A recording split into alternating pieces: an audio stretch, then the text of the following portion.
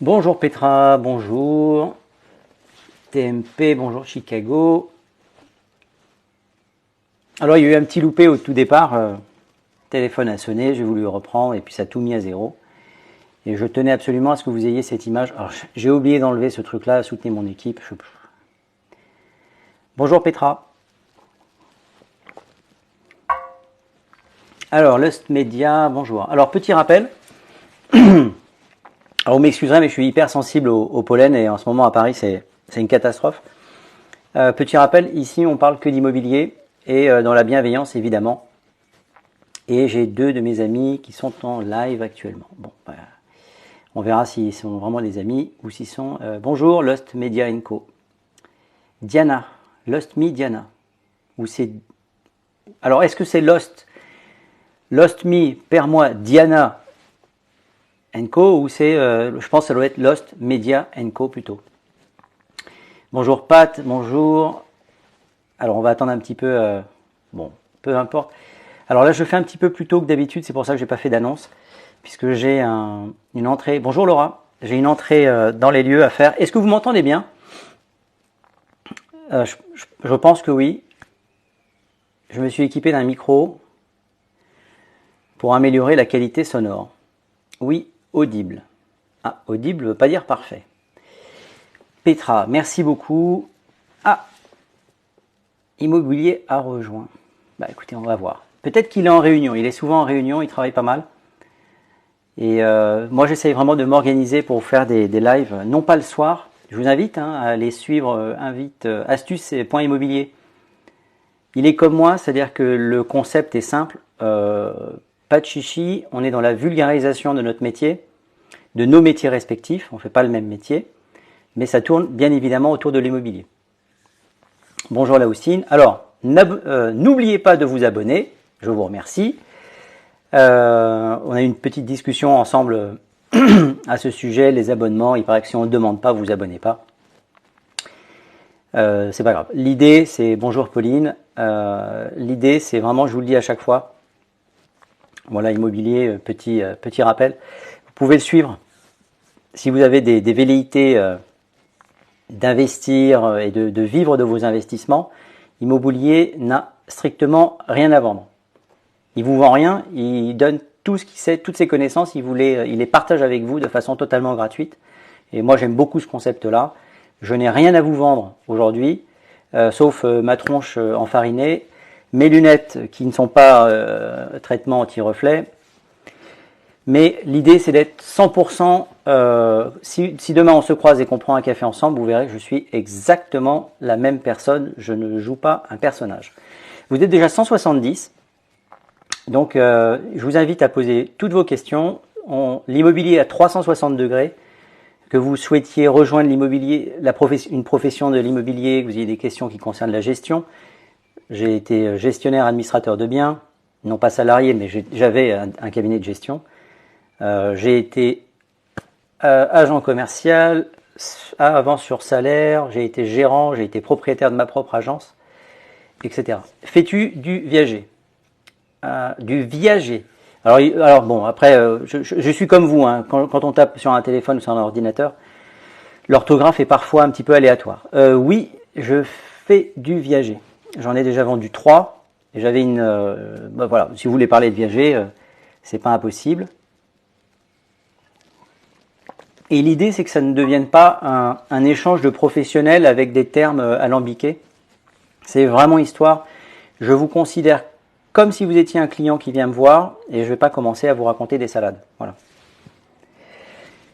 100% honnête. Jean-Claude, bonjour Jean-Claude. Adrich. Alors parfois il y a des gens qui arrivent, comme moi, lorsque je me balade sur TikTok, je vois des trucs qui sont juste hallucinants. Enfin, donc voilà, on va essayer de faire quelque chose qui vous intéresse et qui soit dans la bienveillance, j'insiste. Et merci Catherine Berger. Momo Amazir, bonjour. Bonjour Nono. Nono 5, bonjour. Arthur, bonjour. Il y a des têtes qu'on reconnaît. Bonjour Arthur. Vous pouvez suivre aussi Arthur. Suivez-vous les uns les autres, j'ai envie de vous dire. Comme ça, à un moment donné, on pourra faire des lives tous ensemble. Et moi, je trouve ça... le partage d'expérience, C'est vraiment ce qui, moi, m'a le plus marqué dans ma vie de professionnel de l'immobilier, conseiller immobilier, agent immobilier. J'ai eu les deux statuts et aujourd'hui, je suis conseiller immobilier. Alors, on a David Ferraud de Safety Immobilier. Bonjour. Bonjour David. Chantal Belliti, Chica, Mousse Diouf. C'est gentil. Merci Mousse Diouf. Abonnez-vous les amis, c'est par là. Il paraît que si on ne le dit pas, vous ne le faites pas, mais enfin bon, vous êtes déjà assez nombreux, donc c'est top. La carte qui est derrière, c'est, je vous le dis avant que vous posiez la question, je me casse, c'est une émanation du site des notaires parisiens. Voilà. Puisqu'il faut faire très attention avec les images que l'on met derrière, on se fait taxer de menteurs, de ceci et de cela. Là, c'est non négociable, c'est les notaires parisiens. Alors, après, il faut faire attention, et je pense que David, qui est ici, professionnel de l'immobilier, ne dira pas l'inverse. On peut tout faire dire aux chiffres. Là, vous voyez l'évolution trimestrielle sur le quartier de la Muette. Alors, pour ceux qui ne connaissent pas, le quartier de la Muette, c'est ici. On est dans le prolongement, si on exagère, à la hauteur ici de la Tour Eiffel. Alors, les premières questions. Capitaine Noé. Bonjour, pourquoi être obligatoirement être recruté comme indépendant? Alors, pourquoi être obligatoirement être recruté comme indépendant et non salarié? Alors ça, c'est une question à mon avis, Capitaine Noé. David est d'accord avec moi. Voilà. Bon, alors c'est parfait. J'en déduis que David est quelqu'un de sérieux aussi. Capitaine Noé, pourquoi obligatoirement être recruté? Alors, il n'y a rien qui oblige à personne. Annie n'est pas d'accord. Bonjour Annie. Pourquoi être obligatoirement recruté comme indépendant et non salarié? Là, tu parles vraisemblablement dans les agences immobilières. Il y a différents statuts qui cohabitent depuis des années. Moi, quand j'avais ma propre agence immobilière, je n'avais que des salariés. Pourquoi? Parce que lorsqu'on a un salarié, on a un lien de subordination avec les personnes qui travaillent pour nous. Bonjour Valoche. Qui veut dire que tu peux imposer, c'est le terme, hein. Le nom est parti tout seul, je voulais t'envoyer bonjour. On l'a échappé belle alors Annie. Bonjour à toi. Donc ça veut dire que quand tu as des salariés, tu peux dire, voilà, les horaires c'est tant, vous me devez par un contrat de travail qui nous lie à tant d'heures par mois, chose que tu ne peux pas faire avec un indépendant, un agent commercial. Un agent commercial doit rester totalement indépendant, il ne doit n'y avoir aucun lien de subordination, sinon ça s'appelle un salarié déguisé. Voilà. Donc dans ma propre agence, il n'y avait pas de salariés déguisés, c'était des salarié, pardon. Et j'avais un agent commercial qui, lui, souhaitait être indépendant, mais donc je ne pouvais pas lui dire tu es là tel jour à telle heure et tu fais ce que l'on appelle une permanence, et c'est-à-dire recevoir les gens. Merci Capitaine Noé. Est-ce que j'ai répondu à ta question?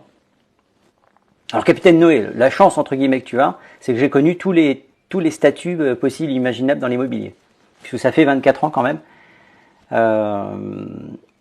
Voilà. Donc Capitaine Noé, si j'ai bien répondu à ta question, merci, c'est sympa de t'abonner et je vous invite à tous faire la même chose. Entre guillemets, dites-moi si ces horaires-là, c'est assez intéressant, tu as toujours été dans l'immobilier. Alors ça c'est Arthur. Non, je n'ai pas toujours été dans l'immobilier. Je ne suis dans l'immobilier que depuis 1999, c'est-à-dire bientôt 24 ans. J'ai 52 ans. Quand j'avais 28, alors j'ai travaillé une petite dizaine d'années, dans la communication médicale, c'est-à-dire que je faisais de la pub. J'aidais les laboratoires pharmaceutiques à vendre leurs boîtes de médicaments, pour être précis. Ça c'est pour toi Arthur. Jupiter, il est facile de trouver un appart avenue Montaigne, pas vue sur rue, j'ai 1 million d'euros pour 30 et 40 mètres carrés. Je dirais pas facile, je dirais que qui cherche trouve. Donc si c'est une vraie demande, Jupiter, je t'invite, je crois que j'ai mis un petit fichier, c'est-à-dire que vous pouvez mettre enfin. Alors attendez, donc Jupiter, tu as mon numéro de téléphone, il est dans ma bio. tu as un email. Si c'est une recherche sérieuse, j'essaierai de te trouver ça. En tout cas, je mettrai les moyens que j'ai pour te le trouver. Alors, Capitaine Noé, oui, parfaitement. Justement, je trouve cela bien de garantir l'emploi salarié aussi. Oui, je suis d'accord avec toi, tout en sachant qu'aujourd'hui, les agences immobilières, parce que je vous rappelle quand même que les agences immobilières, c'est plus 84% de faillite par rapport à la même période il y a un an, cherchent à serrer les coûts et les vis comme c'est pas possible. Donc, c'est pas dans l'air du temps d'avoir des salariés dans une agence immobilière. Bagarre, ouais, enfin, Philippe, de toi à moi, on sait que mon crâne est plus que le tien. De rien, Capitaine Noé. Alors, il fait une chaleur de gueux à Paris. J'imagine que ça va encore péter comme hier. Alors, famille a rejoint. Bonjour famille. Vince Vader, Zutopic, le live du vendredi. Alors, normalement, j'ai changé l'intitulé. Du moins, j'ai pensé avoir changé l'intitulé. Mais ça peut être une façon intéressante de dire finalement c'est le live du vendredi mais il a lieu le lundi. Bon, si c'est encore marqué comme ça, c'est une erreur de ma part. Hein. Vous aurez bien remarqué que je suis pas encore à la pointe. Déjà, je pense à mettre un petit micro. Je pense que ça doit bien améliorer la qualité du son et je pense que c'est pas top encore. Peut-être que je vais investir dans un vrai micro. Merci Annie pour les likes. Pour que ce soit de meilleure qualité pour vous et plus confortable à écouter. Lorsque je fais des vidéos en extérieur, ça me prend comme ça, comme une envie soudaine, et je fais salut Max. Ah, Max, on se connaît. Le son est impec là. Ah, ben génial. Merci Valoche. Alors, je vais être honnête avec vous. J'ai mis à peu près 25 minutes à trouver la bonne localisation. Bonjour, le son est très bon, je trouve. Et c'est grâce à Max, vous pouvez le remercier, qui gentiment m'a dit attention, la qualité du son est importante quand on fait des vidéos. Donc merci Stabilo et merci à Max. Vous voyez l'échange amplement suffisant le micro. Ah bah top, génial. Apollon 100, bonjour. Dis-nous, c'est où le plus rentable à acheter? Ça c'est Malik 09.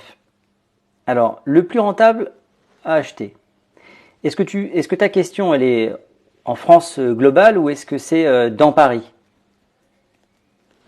Christophe Morat 849, bonjour. Merci pour les petits cœurs, les amis. Philippe Kousmi, erreur 404. Mika, dans Paris pour revendre dans 15-20 ans. Alors, Malik, revendre dans 15 à 20 ans, de toute façon, tu es sûr. Max, quel quartier du 16e se vend le plus facilement? Alors, je ne vais pas vous déranger, c'est pas pour maintenant, mais je voulais savoir si c'était possible. Jupiter, il y a aucun. Avec ce budget, oui, c'est tout à fait possible. Pour revendre dans 15-20 ans. Déjà, sachez que dans 15-20 ans, l'immobilier aura augmenté. C'est de façon mécanique. Et Paris est encerclé de ce que l'on appelle le périphérique. Même si demain, on décide de végétaliser, de recouvrir le périphérique, les gens voudront habiter à Paris. Quand vous avez quelqu'un qui dit « j'habite à Paris », et quand vous poussez un petit peu, qui dit « non, mais en fait, j'habite à Montreuil », eh bien, quand vous parlez de Montreuil à un étranger, il va vous dire « je ne connais pas ».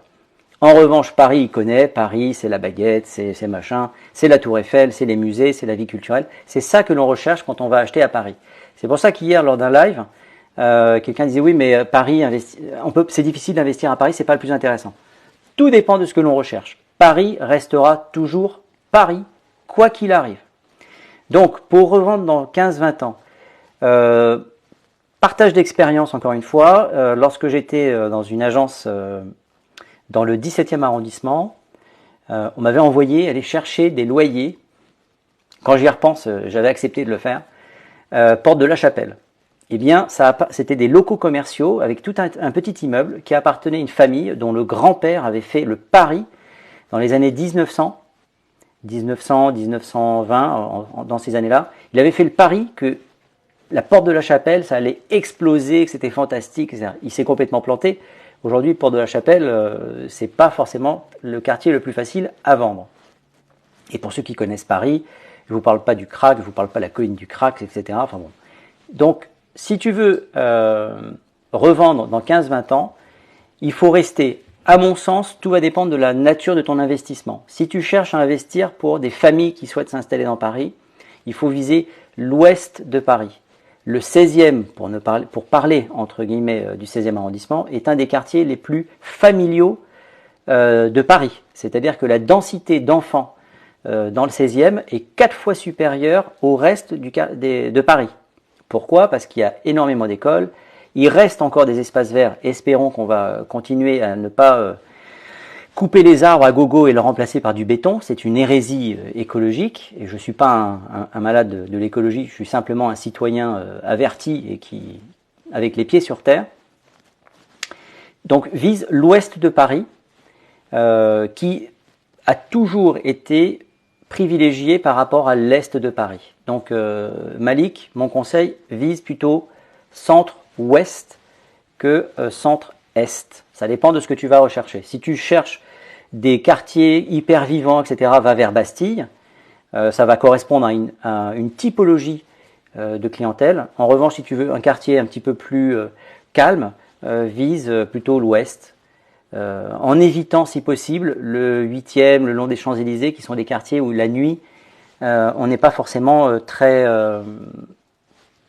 il y a une faune un peu différente, on va dire ça comme ça, que tu n'as pas, puisqu'il y a des bars qui ouvrent la nuit, etc., des boîtes de nuit, et tutti quanti. Max, quel quartier du 16e se vend le plus facilement?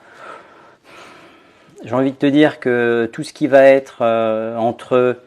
il y a des micro-marchés à chaque fois, hein, mais de façon générique, on va chercher plutôt le côté familial, donc on sera entre Auteuil, on va parler en ligne de métro, donc on va viser Passy, on va viser Exelmans, Ranelagh, etc. Tout ce qui est à 5 minutes autour de ces stations-là. Exelmans pour le sud, ce sera plus facile. Porte de Saint-Cloud, c'est très compliqué. Jusqu'à Passy, Trocadéro, c'est différent, c'est moins familial. Mais ce sont pas les mêmes clients en fait. Les clients de Victor Hugo ne vont pas acheter à Passy. Passy, alors ici on parle plutôt de la Muette, mais la Muette Passy c'est à peu près la même chose, mais ce ne sont pas les mêmes clients, ce ne sont pas les mêmes niches. J'espère avoir répondu, cher Max, et j'espère que ton projet avance. Jupiter, non, je ne vais pas vous déranger, d'accord. Alors, j'essaye. Pop, avec ce budget. La Porte Dauphine, le mieux dans le 16e. Malik, je ne partage pas ton analyse. Tout simplement parce que la Porte Dauphine, il y a pas ce que... Enfin, encore une fois, il y a des gens qui ne jurent que par l'avenue Foch, par exemple. Mais l'avenue Foch, le soir, c'est assez folklorique. Et la Porte Dauphine, je ne te la décris pas, c'est plus que folklore. Hein. Donc encore une fois, si c'est pour faire des investissements en bon père de famille, bah écoute, j'ai envie de te dire, écoute peut-être un petit peu mes conseils. Si c'est maintenant pour se faire plaisir et avoir une belle adresse, c'est aussi... Il y a différentes façons d'investir. Hein.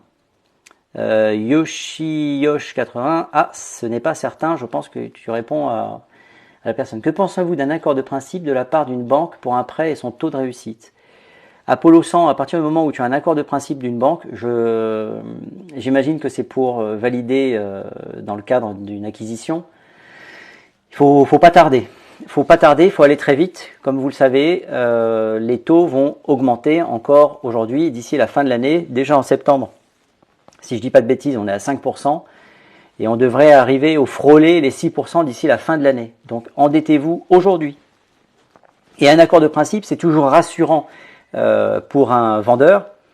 Le professionnel que je suis dit oui, c'est rassurant, mais il faut se dépêcher de battre le fer pendant qu'il est chaud, puisque les taux ne sont pas... surtout un accord de principe, c'est pas une garantie à 100%. Après Paris, c'est très très cher. Malik, on est bien d'accord, oui, c'est vrai. Sur l'armée rouge déboule, je pense que ça... Si l'armée rouge déboule, je pense que ça ne vaudra pas grand-chose. Bah, ça, évidemment, bon, j'imagine qu'on est à la limite de la boutade, mais effectivement, vendre dans un pays qui est envahi, c'est virtuellement impossible. Les rendements, alors ça c'est Lost Media Co, les rendements sont de plus en plus faibles sur Paris, petite couronne de l'Ouest, plus intéressant. On est d'accord, oui, je ne dis pas l'inverse. Tout dépend de ce que tu vas viser. Les petites surfaces ont des rentabilités qui sont très élevées sur Paris.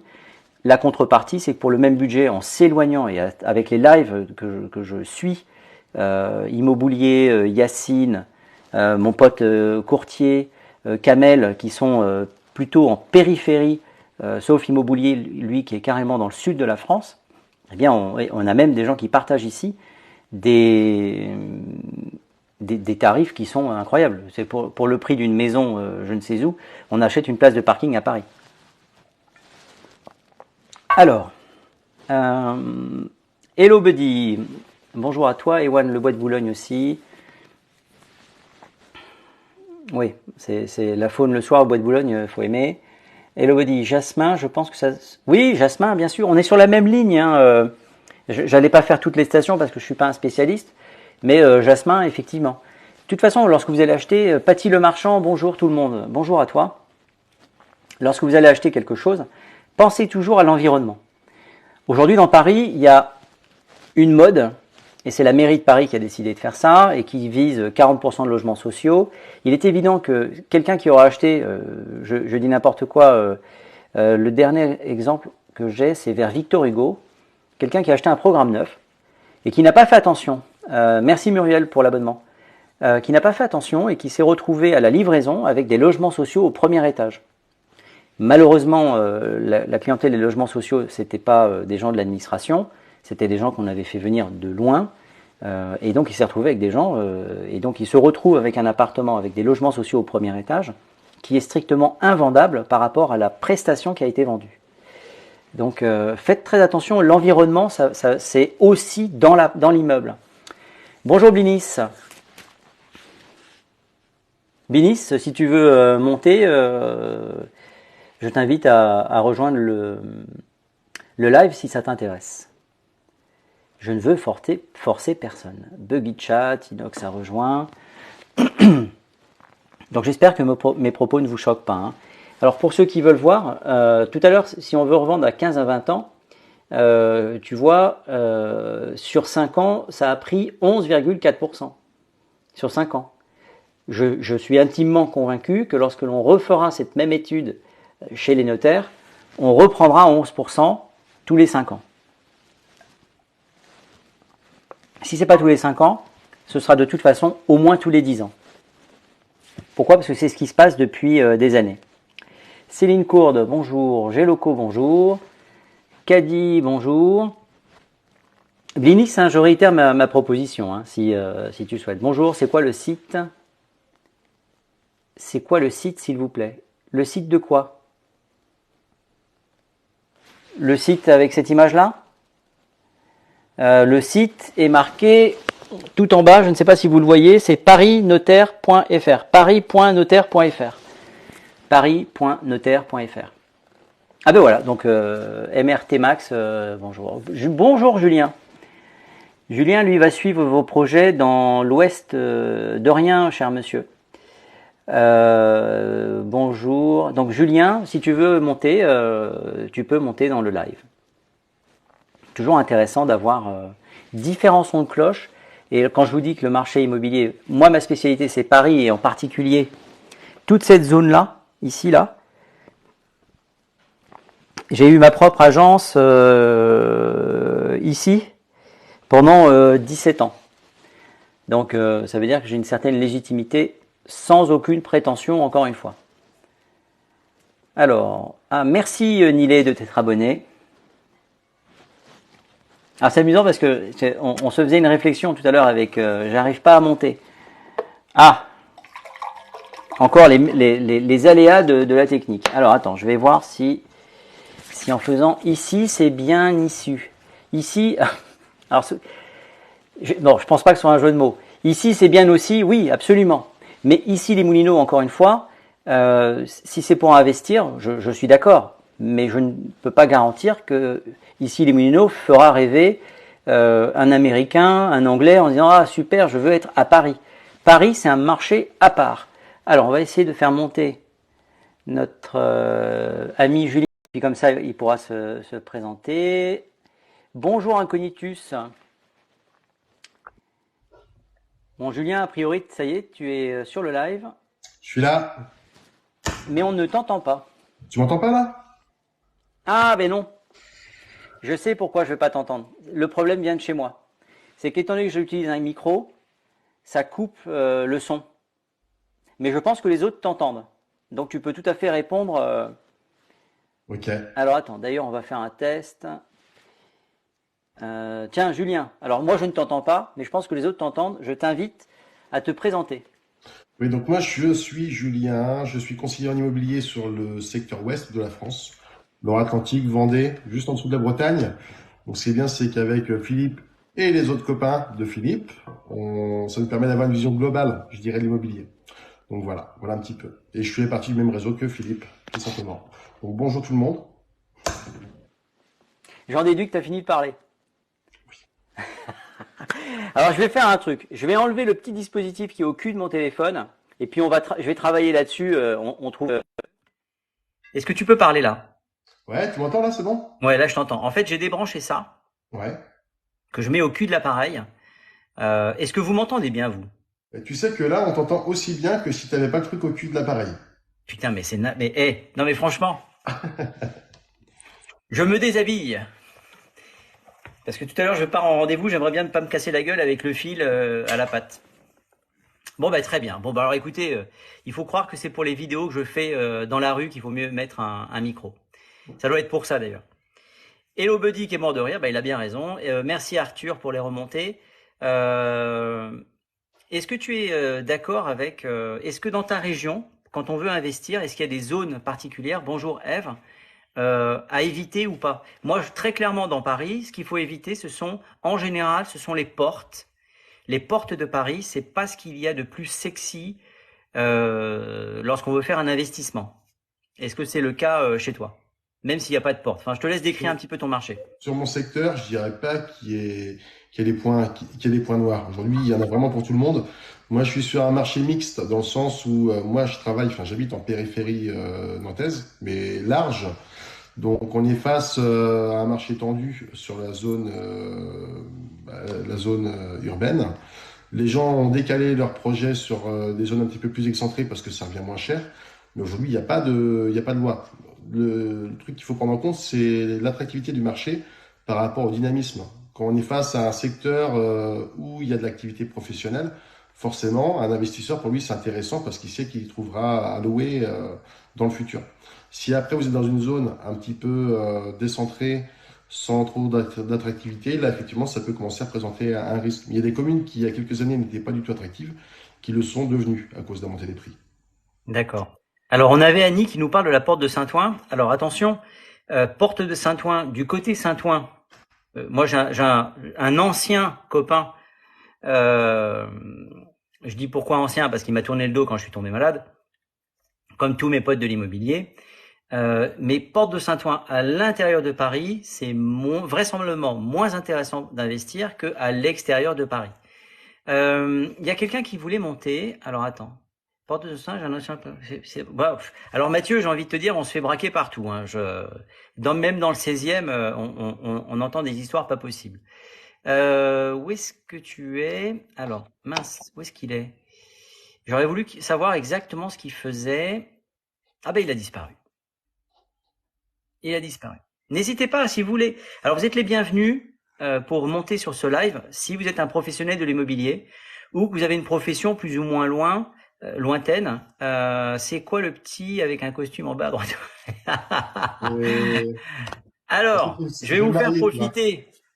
Voilà. Alors, il y a plusieurs versions dans l'immobilier. Donc, je vais fermer un bouton parce que c'est vrai qu'on fait régulièrement la remarque. Mais c'est vrai que je suis plus à l'aise en fait.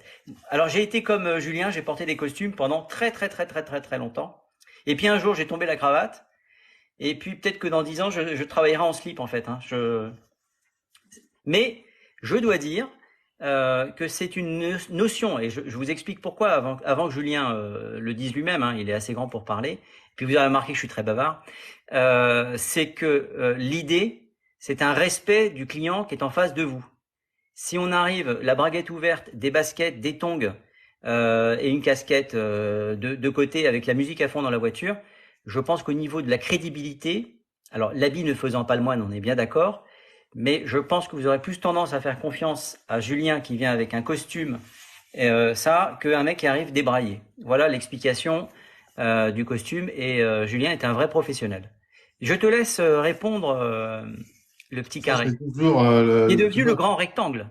qui est devenu le grand rectangle. Ouais, ça c'est toujours la petite question qui peut revenir. Bon, toi, ça fait maintenant plus de 20 ans que tu es dans l'immobilier, donc pour toi, c'était la base. Moi, je pars du principe que enfin, dans chaque métier, on a une tenue.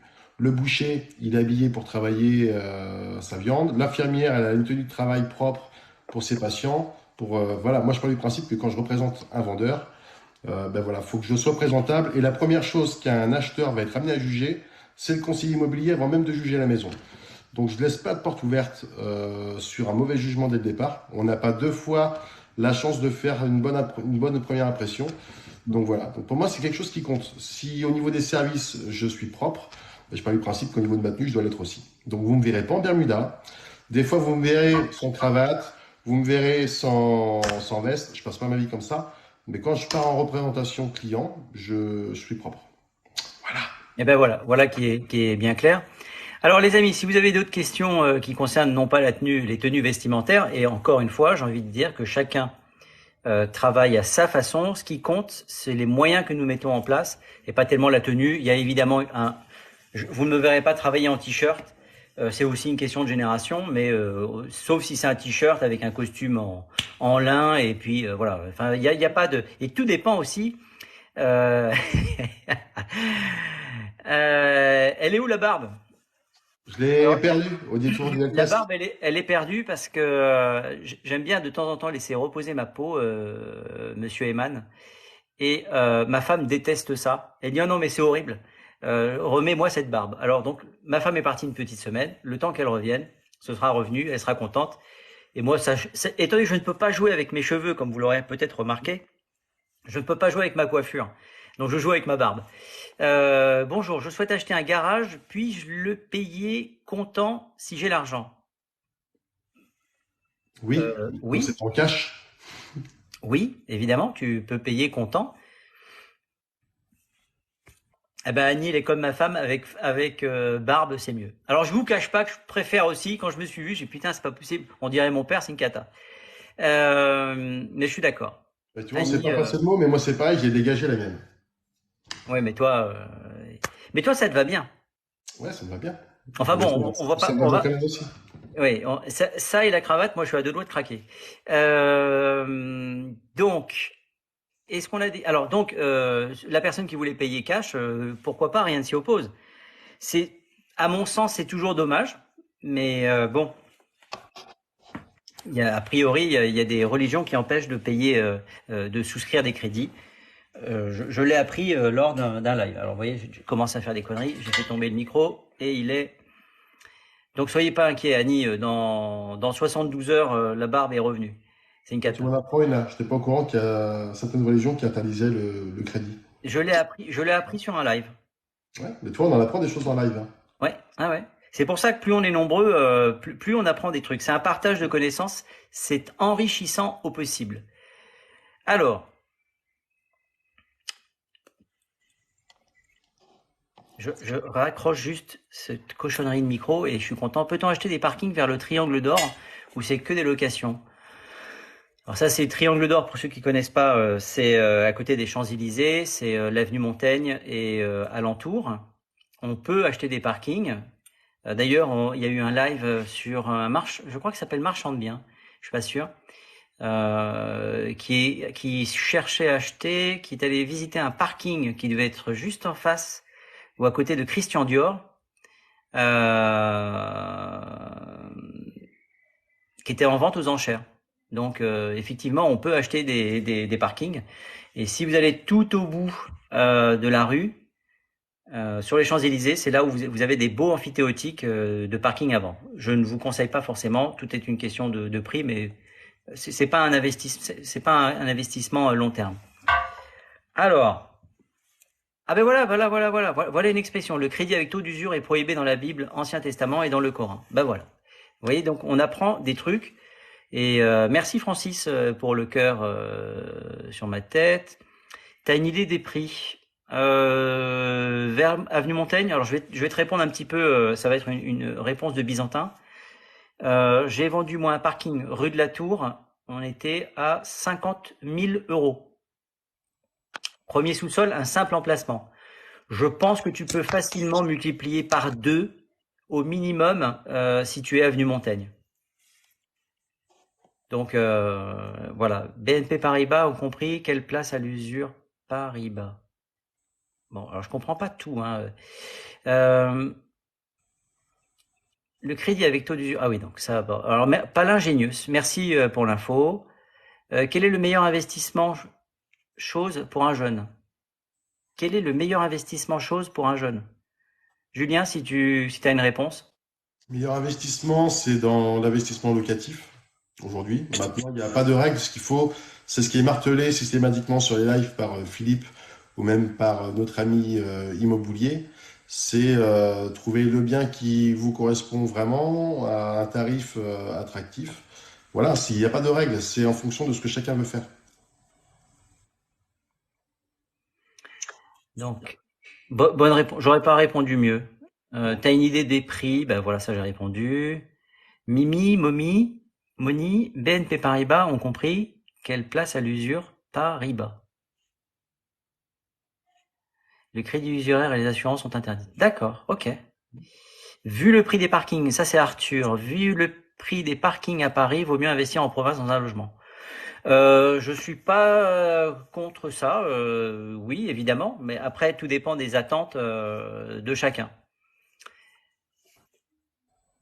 À titre indicatif, moi je rentre des chambres de service, j'attends toujours la loi Carrez et surtout le DPE puisqu'il nous manquait une information et ça va être crucial pour la mise en location de ces chambres de service là. On sera, à mon avis, je vais avoir une chambre de service. J'ai pas la surface, elle fait moins de 9 mètres carrés, mais elle fait 20 mètres cubes. C'est celle que vous avez découvert lors d'un live qui est complètement destroy. Elle sera vendue en l'état. On va la faire débarrasser quand même. On sera, à mon avis, je vais pas m'avancer, mais en dessous de 90 000 euros pour un bien qui se loue aux alentours de 500 euros par mois. Donc, je sais bien que pour 90 000 euros, il y a des régions où on peut acheter pratiquement une petite maison, etc. Mais est-ce que vous êtes sûr d'avoir un locataire dans votre petite maison à 90 000 euros alors qu'à Paris, on est sûr de louer une chambre de service? Et je vais en avoir 3 en clair. Il y en a une qui est à 135 000 euros aujourd'hui, qui est louée 500, c'est 480 ou 500 euros, et on va baisser le prix. Encore une fois, je sais pas si tu fais la même chose, Julien, mais je vais privilégier les abonnés TikTok pour les nouveaux mandats. À chaque fois, je vais faire ça. Il y a une sorte de récompense, de reconnaissance de ma part, de vous donner en primeur les biens que je vais rentrer. Les parkings, oui, je suis d'accord. Bah tiens, on va parler concrètement. Est-ce que Julien, Oui. Julien, pour alors un parking en moyenne, on tourne à 60 000 euros. Qu'est-ce que je peux acheter dans ta région? Et 60 000 euros, ça se loue à peu près 200, 250 euros par mois. D'accord? Donc à la louche, 200 euros par mois, ça veut dire 2004 par an. 2004 par an, c'est pas d'herche hein, comme rentabilité. On doit être à 3%. Donc, est-ce que pour 60 000 euros dans ta région, qu'est-ce que je peux acheter et qu'est-ce que je peux obtenir comme rentabilité? 60 000 euros, je dirais pas grand-chose parce que tu regardes chez moi, un parking, tu peux le vendre entre 15 et 30 000. Et ça se loue combien? Et tu vas le louer aux alentours de 200 euros. 150, 200 euros. Ah bon? Ouais. Après, t'as le bon, oui, parce que je te dis, on a quasiment les mêmes problèmes. Enfin, sur le secteur de la métropole nantaise. Aujourd'hui, tu peux pas circuler comme tu veux. Il y a pas mal, enfin, tout est privilégié pour les transports en commun, les vélos ou autres. Il y a pas mal de résidences qui à l'époque étaient construites où il y avait une place de parking dédiée à cette fameuse résidence. Donc aujourd'hui, avoir un parking, même en extérieur, c'est une place de parking, c'est quelque chose qui vaut de l'or. D'accord. Ah ben c'est intéressant. Ouais. Bah après, enfin, ce qui est vraiment privilégié, ça va être les box où là, tu peux vraiment, enfin ça c'est pour les motards, ils aiment bien pouvoir stocker leur moto en sécurité. parce qu'elles ont tendance à partir un petit peu facilement par chez moi. Donc voilà, mais ça se loue, oui, ça se loue entre 150 et 200 euros. Alors, on a Zégophin. Est-ce que Zégophin veut bien monter avec nous sur le live, hein? Alors, d'ici là, les voitures seront interdites à Paris Centre. Oui, c'est pas impossible, mais bon, on aura quand même le droit d'aller mettre peut-être nos motos électriques sous coupe volante dans les parkings. Donc, Ça les quoi? il faudra bien des lieux de stockage. Peut-être que ça deviendra des caves à Zerty. Tu sais, il faut vivre avec son temps et peut-être que demain on dira, bah non, bah, il n'y a plus de voitures. Bah, à ce moment-là, ça sera des caves de 4-5 mètres de long sur 3 de large, de 15 mètres carrés. Pourquoi pas? Annie, la gestion d'un garage et la gestion d'un logement en location n'est pas la même chose. Ah oui, alors très clairement, Annie, tu as 1000 fois raison. Il y a beaucoup plus d'ennuis potentiels dans une gestion locative d'habitation que dans un parking. C'est évident. C'est pour ça que moi, je vous incite à faire vos calculs. Alors, immobilier, lui, il fait tout lui-même, mais enfin, il y consacre tout son temps. Mais si c'est juste, vous n'êtes pas un professionnel de la gestion, confiez la gestion de vos biens, souscrivez une garantie loyer impayé et vous serez bien serein. Merci Annie pour cette petite remarque. Laetitia, vous êtes agent sur Paris, c'est ça? Oui, la réponse est oui. Je suis professionnel de l'immobilier. Vous ne m'entendrez pas dire agent immobilier puisque je fais le distinguo et Julien aussi on fait exactement le même métier mais dans des statuts juridiques différents. Donc je suis conseiller immobilier à Paris, chère Laetitia. Il y a Latina et Ben 1. Arthur, très intéressant comme affaire. Les rendements sur Paris sont vraiment très faibles. C'est peut-être pas la même finalité. Peut-être que sur Paris, on joue sur la carte de la sécurité. Voilà. C'est pas une ville à la mode qui demain ne sera plus à la mode. Vous voyez, donc je veux pas préjuger des autres villes de France, mais Paris sera toujours Paris. C'est idiot, ça peut vous sembler particulier de dire ça, mais on va pas déplacer la Tour Eiffel et l'ensemble, le Louvre, le Panthéon et tout ça, on va pas les déplacer dans une ville de province. Non. Donc la sécurité, ça reste quand même les grandes villes, des universités, etc., etc. Donc oui, les rendements sont peut-être faibles, mais ils sont sûrs. Il y a Vidéodrôle qui a suivi. C'est marrant, je le suis, Vidéodrôle. Il partage des trucs assez sympas parfois. Azerty Incognitus qui parle, d'accord. Zégophin, j'ai le bouton. Ah oui, ok. Alors, Zégophin, on va le faire monter. Tu le connais, Julien? Non, je ne connais pas. Mais en attendant, il y avait Jupiter qui demandait, Julien, on peut habiter Paris et mettre en location un parking vers Nantes. C'est pas trop compliqué. Je dirais que c'est comme tout. Tu peux très bien habiter Paris et investir à Saint-Étienne. On a un banquier qui s'est exprimé sur un live qui disait qu'actuellement Saint-Étienne c'était très intéressant d'investir là-bas parce que au niveau des métropoles, c'est une métropole où l'immobilier ne coûte pas cher. Donc je dirais que ça peut se faire à condition d'avoir quelqu'un qui puisse te gérer, enfin qui puisse t'aider à gérer tes affaires sur place. Mais globalement, le parking, c'est quelque chose qui sera conservé le temps que le locataire occupera le secteur. S'il a besoin d'un stationnement, il le gardera jusqu'à ce qu'il en ait besoin. Mais voilà, c'est juste en fait pour pouvoir te représenter au niveau des signatures pour le bail et tout et tout. C'est juste ça. Alors, je reprends juste la parole 2 secondes pour répondre à quelqu'un qui nous explique que c'est Lost Media Co. La pyramide démographique parisienne et l'exode produit une désertification de certains quartiers. Alors, je ne sais pas de quel quartier on parle, mais on a quand même, à titre perso, j'ai quand même des demandes qui viennent de l'étranger, avec des gens qui veulent habiter à Paris. Donc l'exode rural, je force exprès le terme, hein. Mais parler d'exode pour Paris ou voir certains quartiers, je ne maîtrise pas. Si tu pouvais être un tout petit peu plus précis, je te lis avec plaisir et je vais laisser Zégophin se présenter. Moi, j'aime bien Zégophin, je le dis, parce qu'il est hyper calé sur tout ce qui va être et il va le dire lui-même. Salut, bonjour à tous. Donc, bah oui, moi je suis investisseur à titre personnel, hein, d'une part, mais je suis aussi professionnel en partie en tout cas, parce que je suis conseiller en gestion de patrimoine. Donc la partie immobilière représente un pan important de mon activité. Voilà. Donc ça me donne effectivement quelques petites compétences, d'une part à titre professionnel et d'autre part à titre privé avec mon expérience personnelle. Voilà. Pour en revenir à l'exode que tu évoquais, Jean-Louis, Philippe, pardon, sur l'exode parisien, il est absolument amusant de voir un petit peu les phénomènes de mode qui peuvent se produire comme ça.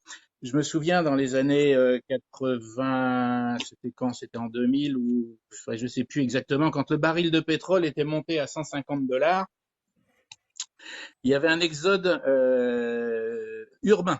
C'est-à-dire que tout le monde se barrait de la campagne parce que l'essence devenait trop chère pour habiter à la campagne et tout le monde cherchait une maison en ville. Ensuite de quoi on a eu le Covid.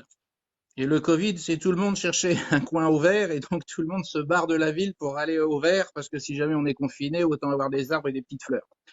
Voilà, donc à la prochaine session, je ne sais pas où on en sera, mais en tout cas, je crois que l'immobilier passe à travers toutes ces divergences de vues d'esprit qui sont de toute manière relativement éphémères.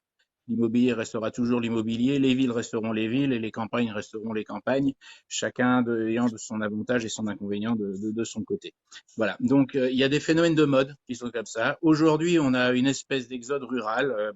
Quand le pétrole sera trop cher ou quand on se rendra compte qu'en campagne, c'est pas forcément facile de charger une bagnole électrique. Peut-être qu'il y aura de nouveau un retour vers la ville.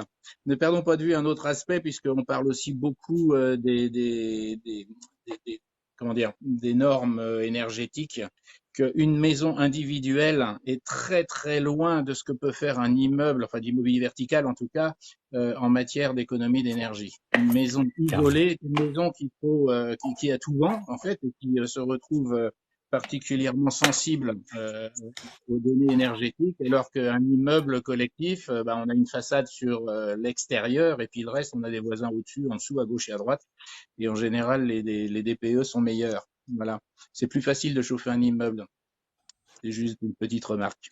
Alors, je suis tout à fait d'accord avec toi. Et pour rebondir sur ce que dit Lost Media Co, qui habite donc dans le 5e à Paris, et il peut nous dire que le quartier est mort et vide. Comparé à, alors il n'a pas fini. Moi, je vais partager avec vous une expérience que j'ai eue. J'ai eu une collaboratrice qui travaille avec moi donc à l'étude d'Oumer et qui est partie il y a une dizaine d'années. Elle est partie s'installer à Bruxelles. Donc Bruxelles, vous prenez le TGV, c'est 1h10, 1h15, et vous êtes dans le cœur de l'Europe. C'est le cœur de l'Europe, mais l'immobilier est 3 fois moins cher. Alors, qui nous a mis de la musique? C'est pas moi. Ça peut être que Julien, parce que en général, il y a toujours de la musique avec lui. Alors, salut Julien, si on se connaît pas. C'est moi. J'étais sur une vidéo IMO là. Ah d'accord. Et donc, elle est partie s'installer à Bruxelles. Et qu'est-ce qu'elle a vu arriver il y a quelques années? Tous les gens qui fuyaient Paris, qui fuyaient la France et qui étaient prêts à surpayer des biens. Donc ça a fait augmenter les prix de Bruxelles de façon totalement artificielle. Et puis au bout de quelques années, ils se sont dit mais on se fait chier ici. Moi j'ai habité à Bruxelles. Moi je me fais pas chier parce que je suis plutôt un solitaire. À Bruxelles c'est une ville où les gens vivent beaucoup chez eux. Et donc, au bout de quelques années, ils se disent, on s'emmerde, on retourne à Paris. Donc, ils avaient surpayé des biens parce que les Belges, ils sont comme tout le monde, ils sont pas plus bêtes. Donc, quand ils ont vu qu'il y avait des Parisiens qui arrivaient, ils ont naturellement augmenté les prix. Il y en a un qui a essayé, puis c'est monté. Elle me dit, écoute, moi j'ai vendu des trucs qui valaient 1,2 million, qui sont partis à 2 millions, voire 2,5 millions. Et quand les Français veulent repartir chez eux, ils remettent en vente à 2,5 millions pour être sûr de récupérer leur mise. Ça part pas. Les prix sont redescendus à 1,2 million, 1,3 million. Ce que je veux dire par là, c'est que quand on est à Paris, Paris restera toujours Paris pour son architecture, sa culture, etc.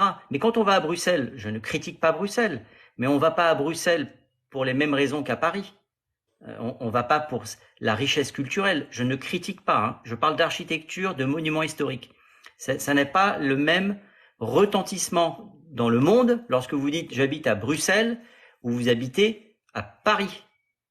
Vous habitez à Bruxelles, ah, le mannequin piece, les frites, magnifique. C'est très réducteur, hein, ce que je vous dis, mais c'est exprès. Lorsque vous dites que vous habitez à Paris, le premier truc, ah, la baguette, mais la Tour Eiffel, ah, mais l'Arc de Triomphe, mais la culture, l'opéra, etc.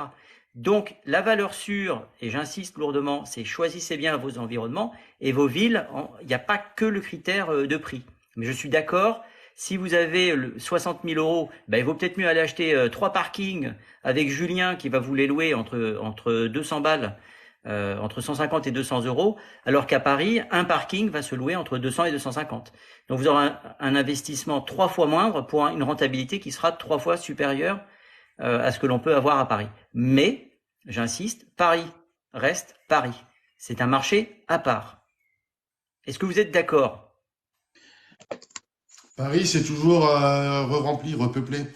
On le voit, hein, enfin, là, actuellement, ce qui peut être amené, enfin, ce qui fait que l'immobilier a encore un petit peu changé, c'est la notion du télétravail. C'est quelque chose qui s'est beaucoup développé justement pendant le Covid. Et on est face à des entreprises ou des structures qui disposaient de bureaux qui aujourd'hui se sont délestés de cet immobilier professionnel. Ça les a arrangés parce que le fait d'avoir leurs salariés qui travaillent depuis la maison, ça leur fait des frais de structure en moins. Ça fait des loyers en moins, ça fait du chauffage en moins, de l'électricité pour les ordinateurs et tout et tout. Donc là, actuellement, on est sur quelque chose qui... Et on commence à y revenir. On a de plus en plus maintenant d'entreprises qui demandent à leurs salariés de revenir travailler sur site. Donc quand les gens n'avaient pas forcément de prendre la voiture, le fait de ne pas dépenser de carburant ou autre, ou de ne pas perdre de temps, déjà dans la voiture, ça ne les dérangeait pas. Au contraire, c'était très bien à la campagne. Mais si maintenant, il faut qu'ils se tapent 1 heure de route, 1 heure et demie de bouchon matin et soir, plus le carburant, plus... je pense qu'on peut être amené à avoir un effet inverse. Moi, j'ai déjà des potes qui sont installés à la campagne il y a 3 ans, qui ont toujours vécu en appartement et qui se disent, bon, ben, le jardin, c'est chiant, c'est pas fait pour moi. J'en ai marre de prendre la voiture et d'être dans les bouchons, je préfère être sur place. Donc voilà, après, c'est une question d'éducation. Les gens ont été éduqués à avoir un mode de vie. Soit ils s'adaptent à leur nouveau mode, soit ils reviennent aux origines. Mais les villes seront toujours entre guillemets, occupées et privilégiées. Elles sont pas en train de se dépeupler complètement. Faut pas non plus être dans la psychose de Paris serait une ville fantôme. Qu'est-ce que Jamais. tu en penses, cher C'est Eric, hein? J'ai une position qui est un petit peu intermédiaire, moi, c'est-à-dire qu'en fait, donc toi, Philippe, tu as un petit côté très parisien, chauvin et partial, un petit peu quand même. Je te Parce garantis que qu'en province, je t'explique pourquoi. Parce que je oui, parle de ce que je connais. oui, C'est mais voilà. ce qui est pas un signe d'intelligence, hein. Non, Je mais suis il ne d'accord, hein. s'agit pas de quantifier certaines données non plus. C'est simplement que, en fait, je te garantis et je garantis à tous nos auditeurs qu'en province, on peut aussi faire de très belles affaires et on n'est pas forcément dans d'immeubles de pierre de taille. Mais par contre, pour en revenir au télétravail qu'évoquait Julien, il y a des données qui sont assez amusantes et intéressantes. J'en ai parlé beaucoup moi, avec des gérants de SCPI notamment, puisque en fait, elles sont concernées au premier chef.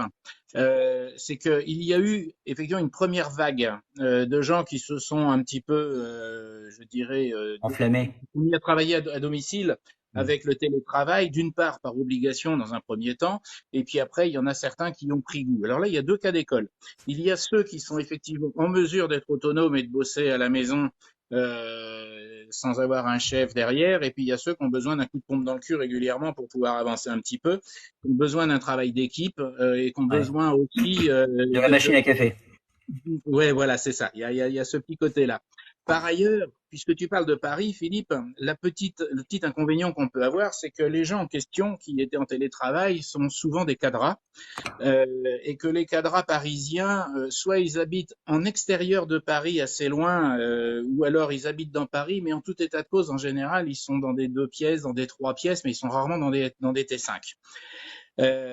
Et quand tu es dans un T3 ou dans un T4, que tu as maman qui est en télétravail, papa qui est en télétravail, tu as les gamins qui rentrent de l'école à 16h30 et qu'il faut plier l'ordi sur la table de la salle à manger parce qu'il va bientôt falloir passer à table pour le goûter, faire les devoirs d'école, etc. Ça a commencé à faire des frictions, ça, dans les familles. Et le télétravail n'est pas la panacée. Donc le retour au bureau est aussi une bonne chose et un bon moyen pour beaucoup de pouvoir souffler un petit peu et de se retrouver entre collègues plutôt qu'à la maison. Je précise aussi qu'il y en a beaucoup qui ont demandé, puisque Julien faisait la remarque comme quoi il y a des entreprises qui étaient contentes de s'affranchir de certaines notes de chauffage, etc., que justement, il y a beaucoup de salariés qui ont réclamé des compensations parce que justement, quand ils sont au boulot, au bureau, ils coupent le chauffage à la maison, on les est obligés de le laisser. Donc, il y a quand même aussi eu des indemnités de ce côté-là, donc ça n'a pas été forcément toujours très intéressant. Et puis pour finir, en parlant des mètres carrés de bureaux, parce qu'on peut faire aussi de l'investissement dans les bureaux parisiens, hein, il n'y a pas que l'immobilier d'habitation.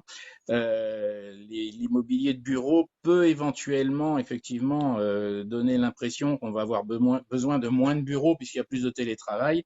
Or, en fait, il y a un autre phénomène qui s'est développé et qui est encore en train de se développer, c'est que la plupart des bureaux est en open space et qu'aujourd'hui, après le Covid, il y en a pas mal qui réclament un cloisonnement. Et donc, du coup, le fait de refaire une distribution dans les bureaux reconsomme les mètres carrés des bureaux qu'on libère, grosso modo. Donc, on aura toujours autant besoin de bureaux sur Paris et on aura toujours besoin de travailler dans un environnement et de vivre sa vie privée dans un autre environnement.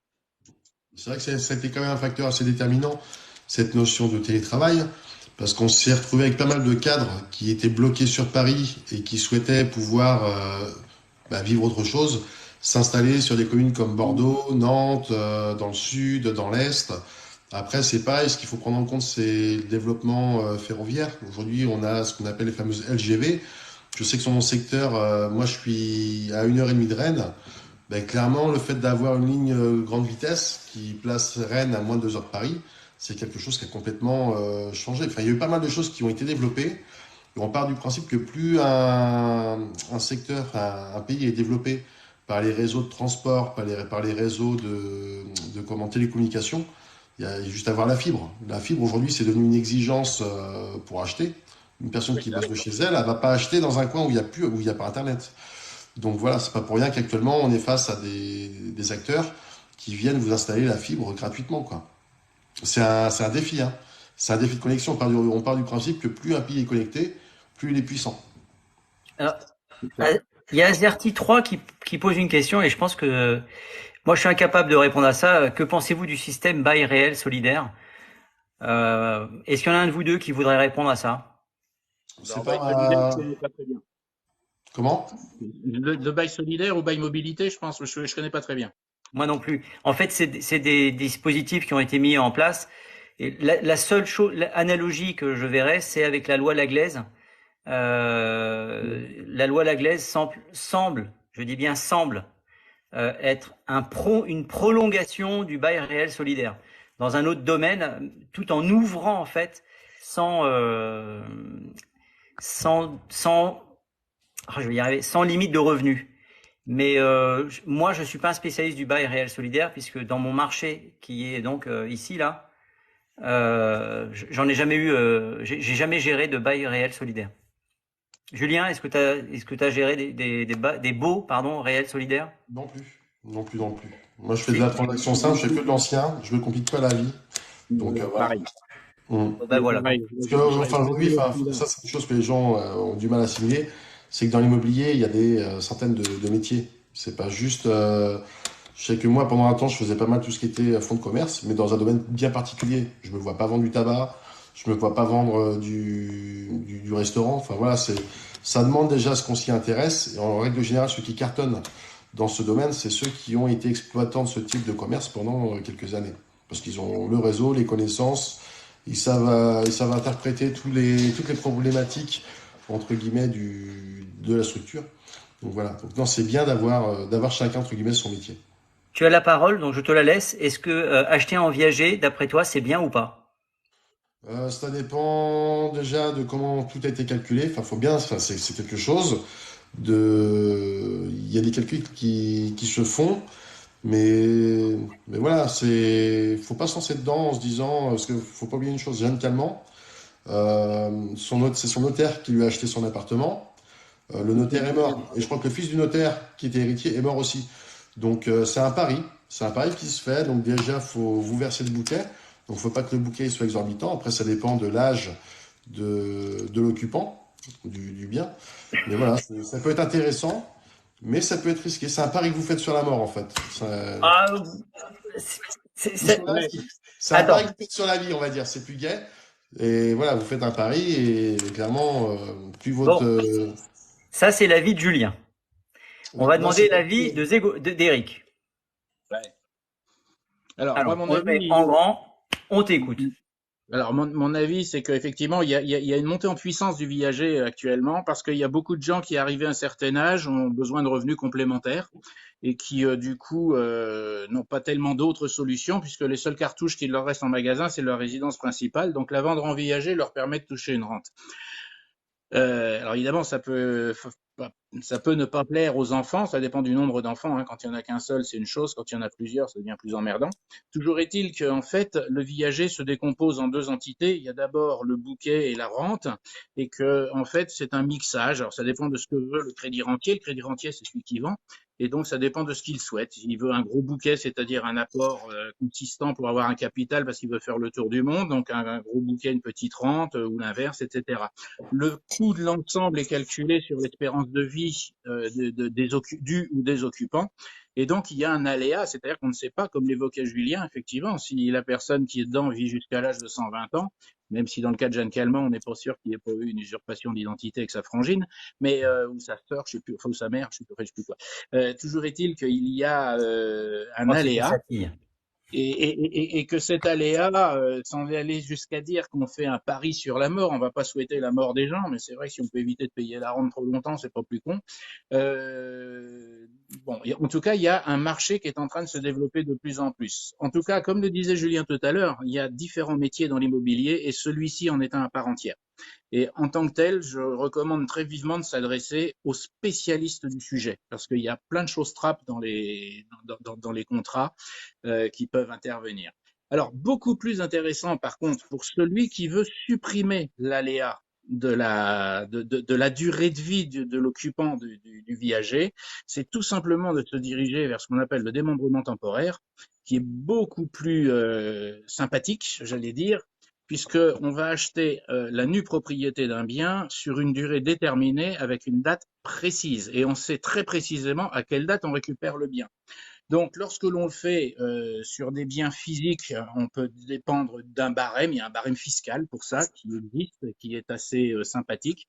On peut aussi prendre le barème économique qui consiste à évaluer les loyers à venir. Enfin, on peut rentrer dans les détails si vous le souhaitez, hein, mais j'ai peur d'être un peu trop technique au bout d'un moment. Toujours est-il que l'idée globale, c'est de dire que si on achète un bien sur un démembrement de l'ordre de 15 ans, en achetant la nue propriété, on va payer le bien grosso modo 60-65% de sa valeur. Ce qui veut dire qu'on a pendant une quinzaine d'années zéro revenu, on a acheté un bien à 60% de sa valeur, on n'a pas de rente à payer, on n'a que dalle, hein. Et donc du coup, ce qui se passe, c'est qu'on a une plus-value quasiment garantie à la sortie, puisque acheter un bien qui vaut 100 aujourd'hui en le payant 65, dans 15 ans, il est assez probable qu'il vaille plus que 100. Et une fois que le démembrement s'arrête, au bout de la 15e année, eh bien, on récupère l'usufruit du bien, donc les loyers qui vont avec, ou le droit d'usage s'il s'agit d'un bien immobilier précis. Et donc, ça nous permet, je dirais, d'avoir une plus-value qui, sur les 15 années en question, est simplement la récupération de l'usufruit, et ceci, c'est du droit commun. C'est-à-dire que ça ne fait pas l'objet ni d'impôt sur la plus-value, en cas de revente par exemple, ni d'une taxation quelconque. Et ça, c'est très intéressant. La décote, c'est-à-dire quand on rachète un bien en nue propriété sur 65% de sa valeur, ça veut dire que les 35% qu'on lâche, qu'on ne paye pas, on les récupérera à terme et correspondent grosso modo, peu ou prou, au loyer à venir. C'est comme si on encaissait des loyers en franchise d'impôt. Alors, donc, si je peux juste me permettre, parce qu'il y a des gens qui, il y a Nono Attila, alors excusez-moi, il y a mon chien qui vient me dire bonjour.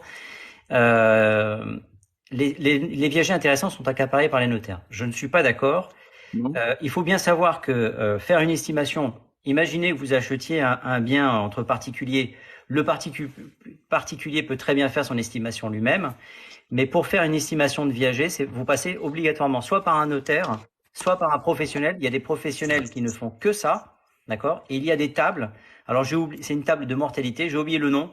Donc tout ça, c'est en clair, hein, pour déterminer la valeur d'un viager, on peut pratiquement utiliser un tableur. Donc il ne s'agit pas de dire c'est ci, c'est machin. Non, c'est le nombre de têtes, donc le nombre de propriétaires, le nombre de têtes qui vont supporter le viager, l'âge et on rentre ça, et puis il reste tant 8,4 années à vivre. On détermine en général, euh, le bouquet représente 25 à 30% du bien. Au-delà, c'est très compliqué de vendre. Et après, plus il y a un gros bouquet, effectivement, plus la rente va être petite. Et dans les viagers, vous avez le viager libre et le viager occupé. Donc, mais c'est pour moi. Alors, il est vrai que la première fois qu'on est venu me proposer un viager, c'est une vieille dame qui est rentrée à l'agence. Il dit voilà, j'ai une amie, elle voudrait vendre en viager. Je dis écoutez, j'ai jamais fait ça, puis je suis pas très à l'aise. On a discuté. Son amie est venue et elle m'a très clairement expliqué écoutez moi, je n'ai pas de descendants. Je ne veux pas quitter mon appartement. Je veux juste, le temps qui me reste à vivre, je veux améliorer mes conditions de vie. Donc, et donc le viager lui permettait de rester chez elle, de toucher un bouquet qui lui permettait de se libérer un petit peu de tout ce qui se passait. Et puis aujourd'hui, où on a des retraites qui sont, somme toute, on va pas rentrer dans la polémique, mais qui ne permettent pas à quelqu'un qui ne travaille plus d'avoir le même standing de vie qu'auparavant, le viager pour moi est une solution pour ces gens-là. Et il faut pas penser que on fait un pari. Évidemment, c'est un pari sur la vie et la mort. On est bien d'accord, mais c'est pas un pari sordide puisque on aide des personnes d'un certain âge à améliorer leur fin de vie. Et moi, je trouve ça plutôt intéressant. Il m'a même dit que quand c'était appelé, ne parvenait pas. Non, alors Nono Attila, c'est difficile de faire des généralités. On peut pas dire que les bonnes affaires ne parviennent pas au grand public. Il est évident que quand tu es professionnel, alors déjà il faut savoir que en tant que professionnel, si tu rentres un mandat qui est particulièrement intéressant, tu n'as pas le droit de l'acheter. Donc ça c'est la loi. Maintenant, dire que ça n'arrive pas au grand public, je suis un petit peu, je suis pas totalement d'accord. Où trouve-t-on les bonnes affaires en viager? Eh bien, approchez-vous d'agences spécialisées. Ça ne coûte rien de poser la question à Julien, si vous avez son téléphone ou le mien, etc. Je ne suis pas spécialisé là-dedans. Et Nono Attila, j'espère que vous avez raison. J'ai la bêtise de penser que j'ai raison. Mais il y a des spécialistes de ça. Vous tapez sur Google Viager Paris, Viager Marseille, etc. Et vous allez. Alors attendez, parce qu'on est en train de m'appeler, mais genresologer.com. Alors je ne sais pas si sur le sologer.com on passe, mais tapez Viager Paris ou Viager et la ville et vous verrez qu'il y aura un spécialiste de ça. Est-ce que quelqu'un veut rajouter quelque chose sur le viager? Viager, moi j'ai une connaissance, bon c'est... Alors, Ah, tu m'entends? oui, je te donne juste Ouais. la parole, c'est-à-dire que je te fais grandir, regarde. Je disais ce que par rapport au viager, moi j'ai une connaissance, bon c'est un vieux gars hein, qui avait plusieurs propriétés, enfin il a sa résidence principale, et il devait avoir 2 ou 3 appartements en location. Donc en termes de gestion, il a bien géré sa vie, il a investi, il continue à toucher de l'argent, mais clairement il sait très bien que dans les années à venir, parce que on n'est pas éternel, c'est l'État qui récupérera la majeure partie de ses biens. Donc il a préféré les vendre, enfin pas les mettre en vente, il a préféré les mettre en viager pour justement pouvoir profiter au maximum de ce qu'il voulait faire dans sa vie, plutôt que de se priver, juste toucher des loyers. Et puis voilà. Et puis du coup, ça lui a permis aussi de choisir son futur propriétaire, tout simplement. Donc c'est quelque chose qui se fait très bien, ça s'est démocratisé. Enfin voilà, c'est pas juste un phénomène de flamber des prix. C'est le viager, il a toujours existé, il a évolué et effectivement, ça permet aux gens de vieillir tout en permettant d'améliorer les vieux jours. Voilà, sans l'épée de Damoclès, ne pas être capable de remplir son frigo en fin de mois. Donc c'est quand même des choses qui sont intéressantes. On n'y pense pas forcément quand on n'est pas concerné, mais il faut pas oublier qu'il y a des personnes âgées qui n'ont pas d'argent pour aller faire leurs courses, comme tout le monde. Mais en fin de vie, on peut difficilement se remettre à bosser, du moins en France. Quand on a 80 balais passés, je vois pas envoyer un CV pour avoir un travail, hein. Ça se fait dans certains pays, pas chez nous. Lecture de Jeanne. Quel est le plus avantageux entre le viager et les enchères? Pour moi, ce sont deux choses qui n'ont rien à voir, mais lecture de Jeanne, c'est un petit peu compliqué de répondre à ça. C'est un petit peu comme dire, est-ce que tu préfères la poire ou le fromage? Après, c'est le plus avantageux. Moi, ce que je vois, c'est au niveau des enchères. Si le bien, tu veux pouvoir l'occuper tout de suite, ou enfin y avoir une jouissance réelle, ça c'est le bon point. Ça Non, c'est non? on nuance, parce que n'oublie pas qu'il y a le viager libre. Oui, t'as le viager libre Ah oui. aussi. Ouais. Donc, c'est deux choses différentes. J'ai envie de dire que si tu es joueur, j'irais plutôt vers un viager plutôt que vers les enchères. Mais c'est vraiment. Enfin, quand je dis non, Julien, c'est juste pour nuancer, hein. Euh, mais entre les enchères, je sais pas, Eric, est-ce que tu as un avis un petit peu Non, différent? alors, je connais mieux le viager que les enchères. Bon, j'ai des amis qui font des achats aux enchères, mais en général, c'est les marchands de biens qui sont sur les ventes aux enchères. Donc, Oui. c'est assez difficile d'aller lutter contre des marchands de biens parce qu'eux, ils ont pas de cœur. Ils sont là pour faire du business, donc il n'y a pas de sentiment.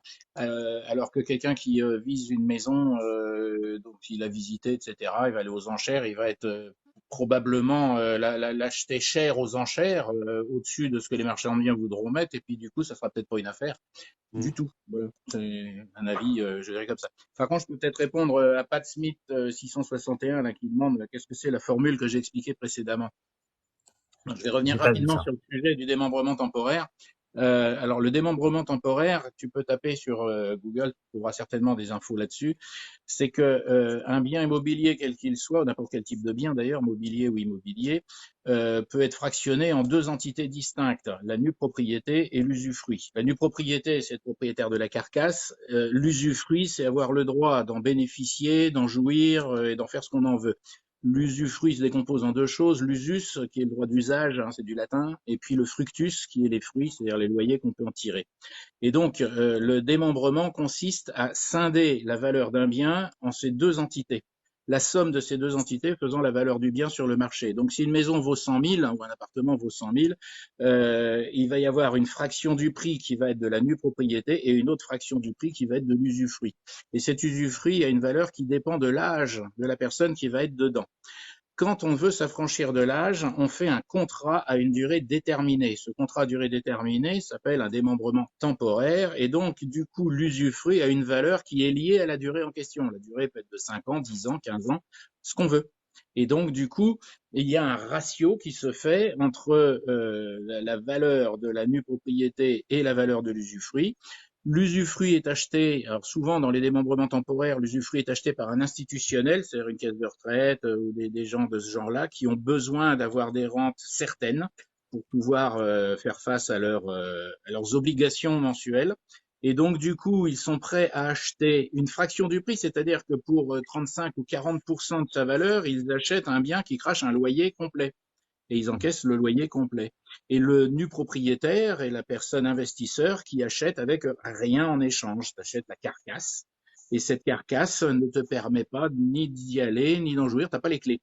Et donc du coup, l'intérêt de la chose, c'est que lorsque l'usufruit s'arrête, alors donc au terme du contrat, quand c'est un viager, l'usufruit s'arrête au décès des occupants, eh bien, lorsque l'usufruit s'arrête, eh bien, l'usufruit rejoint la nue propriété pour reconstituer la valeur globale de l'ensemble qui s'appelle la pleine propriété. Et donc, cette recomposition se fait d'une manière totalement gratuite fiscalement, c'est-à-dire que ce n'est pas un bénéfice. Autrement dit, tu achètes un bien à 60% de sa valeur, il y a 40% qui est acheté par quelqu'un d'autre qui va encaisser les loyers à ta place, et lorsque le contrat s'arrête, les 40% te reviennent gratuitement. Et c'est en ça que il y a un intérêt très très important puisque c'est non fiscalisé, non fiscalisable, même en cas de revente. Pour formaliser ça, on n'est pas obligé de passer à la fin par un notaire? Bah si, parce qu'en fait l'acte d'achat se fait avec trois parties, c'est-à-dire il y a le vendeur, il y a l'acheteur de la nue propriété et l'acheteur de l'usufruit. Donc D'accord. il y a deux acheteurs en fait. Voilà. J'espère que donc si celui qui m'a posé la question dont j'ai perdu le nom, je vais essayer de le retrouver là. Tagada, tagada, tagada. Je le retrouve pas, je le retrouve pas. Mais bon, s'il veut, il me demande en contact et on s'appelle. Tiens, pour te remercier, je t'envoie une rose. Non, c'est gentil. Je sais pas à quoi ça sert, mais c'est gentil. C'est Euh, avant, c'est avant d'aller dîner. Voilà, donc s'il y en a qui veulent des précisions sur le sujet, ils ont qu'à me recontacter en message privé. Je suis en compte privé, mais j'accepterai sans difficulté les liaisons. Alors, est-ce qu'on a loupé une question? Il y a Romain qui nous pose des actifs. Quel peut être votre avis? Alors là, ça me Oui, laisse quoi? Et non pas oui, quoi il couper n'y a ni pas tout de ça, question. hein. Des Pitié. actifs, à moins qu'il y ait un truc qui précède et qu'il n'a pas eu le temps de tout écrire. Je vois pas. Alors, il y a lecture de Jeanne. On peut avoir un entretien gratuit avec vous sur le viager ou s'il y a une formation gratuite. C'est Pat Smith 661 qui m'avait posé la question, donc tu peux me contacter en message privé si tu veux plus d'éléments. Alors, pardon, il y avait 2 messages plus haut. TikTok limite les caractères. Alors, je comprends, Romain. Moi, à titre personnel, je suis sur un téléphone, c'est-à-dire que j'ai à peu près 2 centimètres de questions visibles. Donc, si tu as la patience de faire un copier-coller pour reposer ta question, c'est avec plaisir. Alors, s'il y a parmi vous, parce que tout à l'heure, il y a, je crois, un étudiant qui voulait passer monter dans le live. Avec Zégophin, on a déjà vécu ça. Avec quelqu'un qui était monté dans un live, c'était ingérable. Le mec était bourré. C'est pas compliqué. Et il y avait quelqu'un qui m'envoyait, alors je peux pas dire qui parce qu'il est peut-être là, mais qui m'envoyait en WhatsApp, attention, il a un problème d'alcool. C'était une catastrophe. Donc, chers amis, vous êtes les bienvenus pour monter dans le live. Un, si vous êtes sobre, premièrement.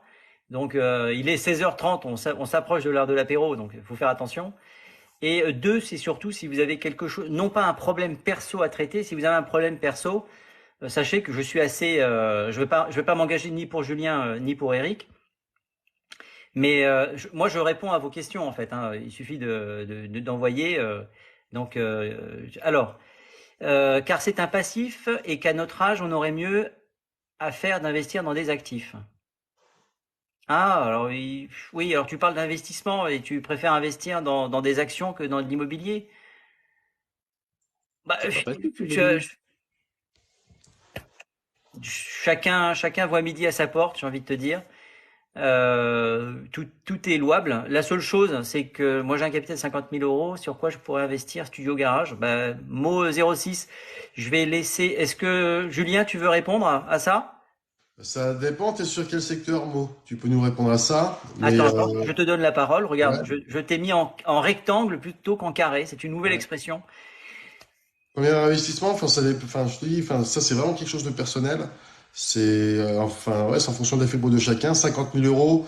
Est-ce que tu es capable de pouvoir faire des travaux? Est-ce que si tu veux acheter quelque chose d'intéressant, ça Il peut vient de être te dire, il est dans le 92. 92? Ok, ouais, donc 50 000 euros, ça fait petit budget quand même, je pense, même pour le 92. Moi, je connais pas ce secteur-là, mais Ouais, 50 000 euros. Je pense pas que tu puisses acheter un studio. Je pense que tu es plutôt sur un garage. Hein. ouais. Non, pas du tout. Ce qu'il faut considérer dans ce cas-là, selon moi, c'est que 50 000 Non, euros, mais c'est un pardon, apport. Zégophin. Attends, il va répondre parce que je pense savoir ce qu'il va dire. C'est un apport. Bah oui, c'est un apport. C'est-à-dire que s'il y a une capacité d'emprunt derrière, avec 50 000 euros, on peut commencer à causer et puis utiliser l'effet de levier du crédit et puis acheter un bien à 150 ou 200 000 ou 300.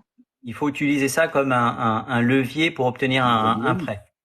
Vous voyez, Évidemment. c'est bien qu'il y ait Eric qui soit là parce qu'à un moment donné, moi je suis tellement la tête dans le guidon que je réfléchis un petit peu moins. Alors bonjour Laura, c'est un apport perso. Bon ben voilà, donc voilà la réponse. Donc la question qui va venir après, c'est combien je peux viser comme crédit. En théorie, je dis bien en théorie, on demande aujourd'hui minimum 10%, voire 15%, voire 20% d'apport pour obtenir un crédit. Donc si je fais un calcul idiot, je dis bien idiot, dans l'absolu, tu pourrais viser 500 000, entre 400 et 500 000 euros de crédit. Tout va dépendre. Il n'y a pas que l'apport qui est La important. capacité à rembourser, bien sûr. Il y a tout le reste. Ton Alors, âge, ne tes perdons pas de vue que dans revenus, ce cas-là, etc., etc. ouais, ne perdons pas de vue que dans ce cas-là, à la capacité d'emprunt personnel, on peut rajouter l'équivalent de environ, hein, ça dépend des banques, mais environ 70% des loyers qui seront générés par l'investissement du bien. C'est-à-dire qu'un bien qui génère 1000 balles de loyer, ça fait 700 balles de crédit, d'échéance de prêt potentiel supplémentaire. Non, vous voyez. Moi, je vais pas vous mentir. Un peu Aujourd'hui, je sympa. n'ai qu'un verre d'eau. pour m'aider. Mais heureusement, Eric et Julien sont là. Merci beaucoup pour les précisions. Merci à toi, Mo06. 06, je pense que tu dois donc être vers Nice ou Cannes ou ces eaux-là. C'est dommage que Immobilier soit pas là parce qu'il pourrait vraisemblablement t'aiguiller un petit peu sur des choix de biens. Romain qui nous dit propriétaire à 22 ans, bonne idée. J'ai envie de te dire, Romain, excellente idée. Excellente idée. Meilleure idée. Plus tu peux investir, enfin, si tu as la capacité d'investir à ton âge, c'est déjà une très bonne chose. Donc, ne perds pas de temps. Aujourd'hui, c'est ce qui va faire. Enfin, le temps que tu gagnes aujourd'hui fera la différence demain. Enfin, clairement. Donc, si tu es en capacité de le faire, fais-le. C'est pas à 52 ans comme moi que tu te lances dans l'immobilier, dis tiens, je vais acheter, etc. C'est plus tu te lances tôt, mieux c'est. Et de toute façon, aujourd'hui, ce que tu achètes a une certaine valeur. Si tu as 22 ans, ben, tu rajoutes 30 ans, tu auras de toute façon gagné de l'argent. Si tu as bien acheté dans le bon environnement. Parce que si tu as acheté et tu as fait le pari, comme la personne que j'ai eue en client, dont les grands-parents avaient acheté Porte de la Chapelle, ils se sont plantés complets. Hein.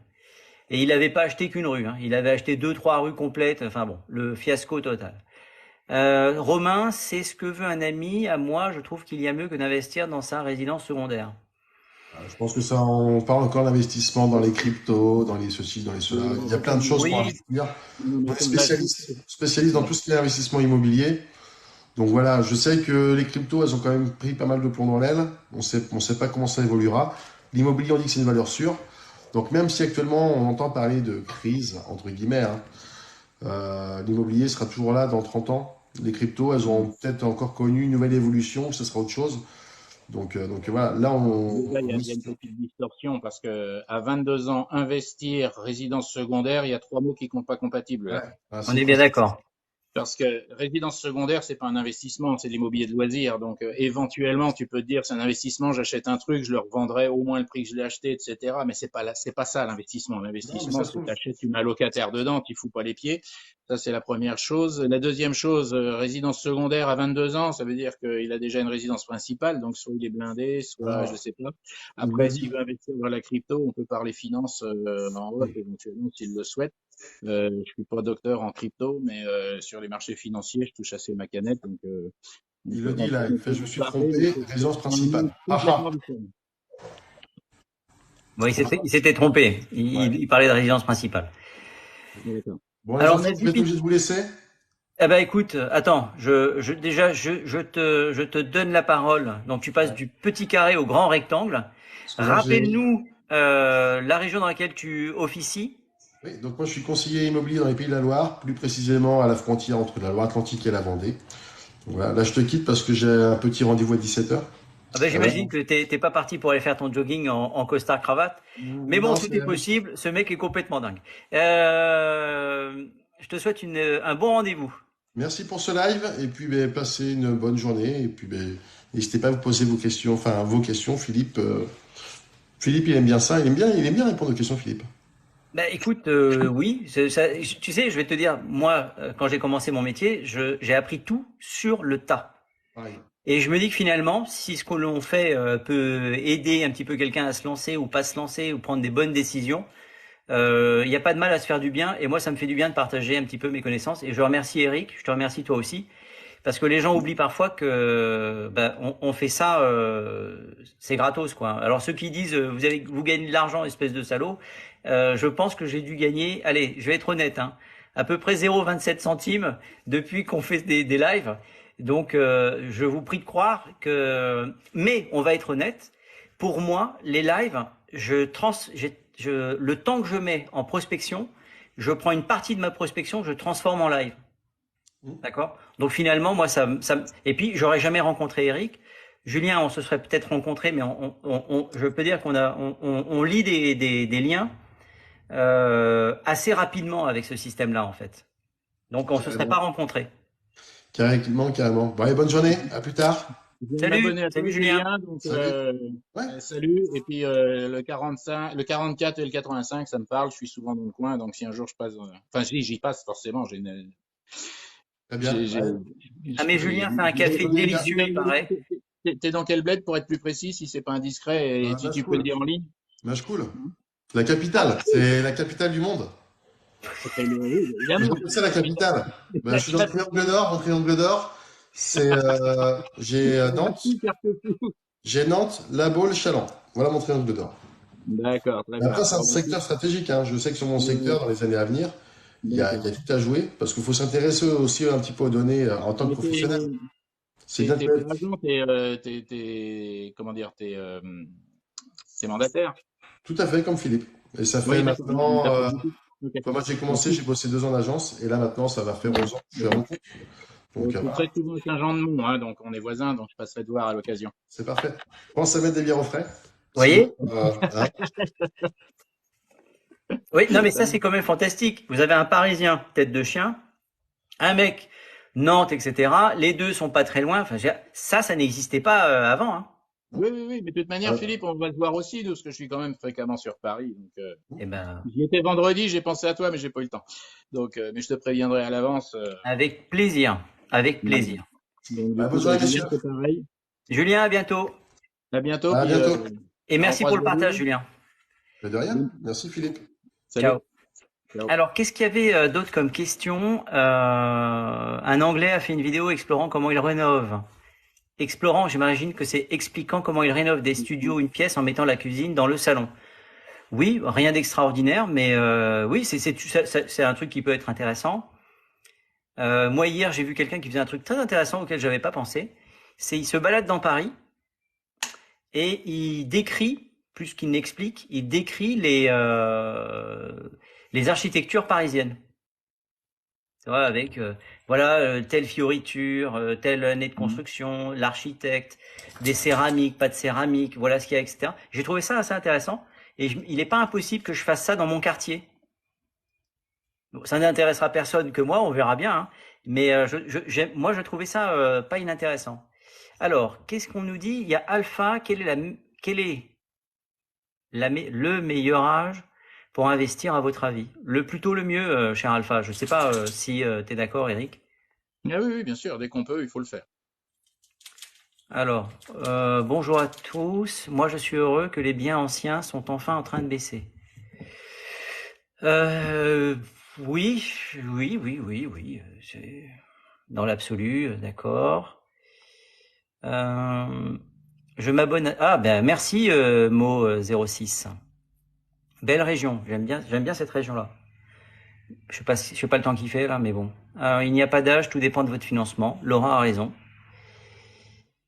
Alors moi, je vais pas trop tarder non plus parce que j'ai à 5 heures, j'ai des locataires qui vont arriver dans un studio. Ouais, et puis Je moi fais aussi, j'ai du boulot, donc. très rarement des locations, mais il s'agirait pas d'avoir les clés et de ne pas leur filer. Alors, est-ce qu'il y a d'autres questions, chers amis, auxquelles on puisse répondre avec Eric? Blinis, c'est couvert en ce moment. Bah là, c'est clair. Ouais. Je me suis mis face à la fenêtre, comme ça je suis pas emmerdé. Lecture de Jeanne. Que pensez-vous d'acheter ou louer une chambre de bonne à Neuilly ou Paris? Alors, est-ce que tu as un avis là-dessus, Eric? Non, pas spécialement parce que c'est pas mon quartier, c'est pas mon métier. Je dirais simplement qu'on faut peut-être se méfier d'une chose, c'est qu'aujourd'hui il y a des normes en matière de surface et de volume, et que donc on joue un peu au chat et à la souris dans certains cas, et qu'il faut faire très très attention parce que si jamais ces normes venaient à évoluer, ça pourrait peut-être interdire la location à certains produits. Donc il faut faire gaffe. Ce type d'investissement, ouais, faut être sûr de son coup, quoi. Alors, je vais me permettre de rajouter quelque chose. Quand vous allez acheter des petites surfaces, encore une fois, le vieux va vous partager son expérience. Madame Duflot, il y a quelques années, qui est ministre du logement, s'était dit on va interdire toutes les locations de moins de 12 mètres carrés à Paris parce que c'est scandaleux, c'est ceci, c'est cela. Bon, sur le concept, j'ai envie de vous dire, on parle de loi Carrez, en l'occurrence loi Boutin. Bon, la loi Boutin c'est pour les locations, la loi Carrez c'est pour la vente. Il y a une différence de quelques dizaines de centimètres carrés au sol. C'est Madame Boutin, elle a dû vouloir se faire plaisir et dire je vais faire une loi, etc. Bon, ça ne sert strictement à rien. On va parler pour faire simple de loi Carrez. Moins de 12 mètres carrés, loi Carrez, interdit à la location. Ben bravo. Qu'est-ce qu'on fait des gens qui sont dans des chambres de bonne, qui font en loi Carrez moins de 9 mètres carrés? On les met dehors? Donc tout ça est absolument ridicule. Ce sont des lois, encore une fois, et ça, moi ça m'excite le neurone assez rapidement parce que il y a la réalité du terrain et il y a la philosophie qui est c'est pas bien de vivre dans 12 mètres carrés, c'est dégueulasse. Alors moi je vous pose la question et merci lecture de Jeanne de t'être inscrite abonnée pardon. Qu'est-ce qu'on fait si du jour au lendemain on dit interdit de louer, cassez-vous les locataires, on met combien de milliers de personnes à la rue en fait? On les loge où? On a la même chose avec les DPE. Hein. Mais c'est pareil. On leur dit, on leur file une carte pour aller à 1h30 de Paris. Alors je sais que Annie fait partie des gens qui préfèrent habiter loin de Paris pour avoir une qualité de vie qu'elle estime meilleure, et c'est tout à fait louable. Mais il y a des gens dans les chambres de service que j'ai à commercialiser. Vous avez des étudiants qui sont à côté de leur fac. Qu'est-ce qu'on fait? On leur dit va à 1 heure de Paris. Des gens qui travaillent dans la restauration ou dans des écoles et qui sont pions d'école, on leur dit tu vas à 1 heure de Paris. Ils ont peut-être pas envie.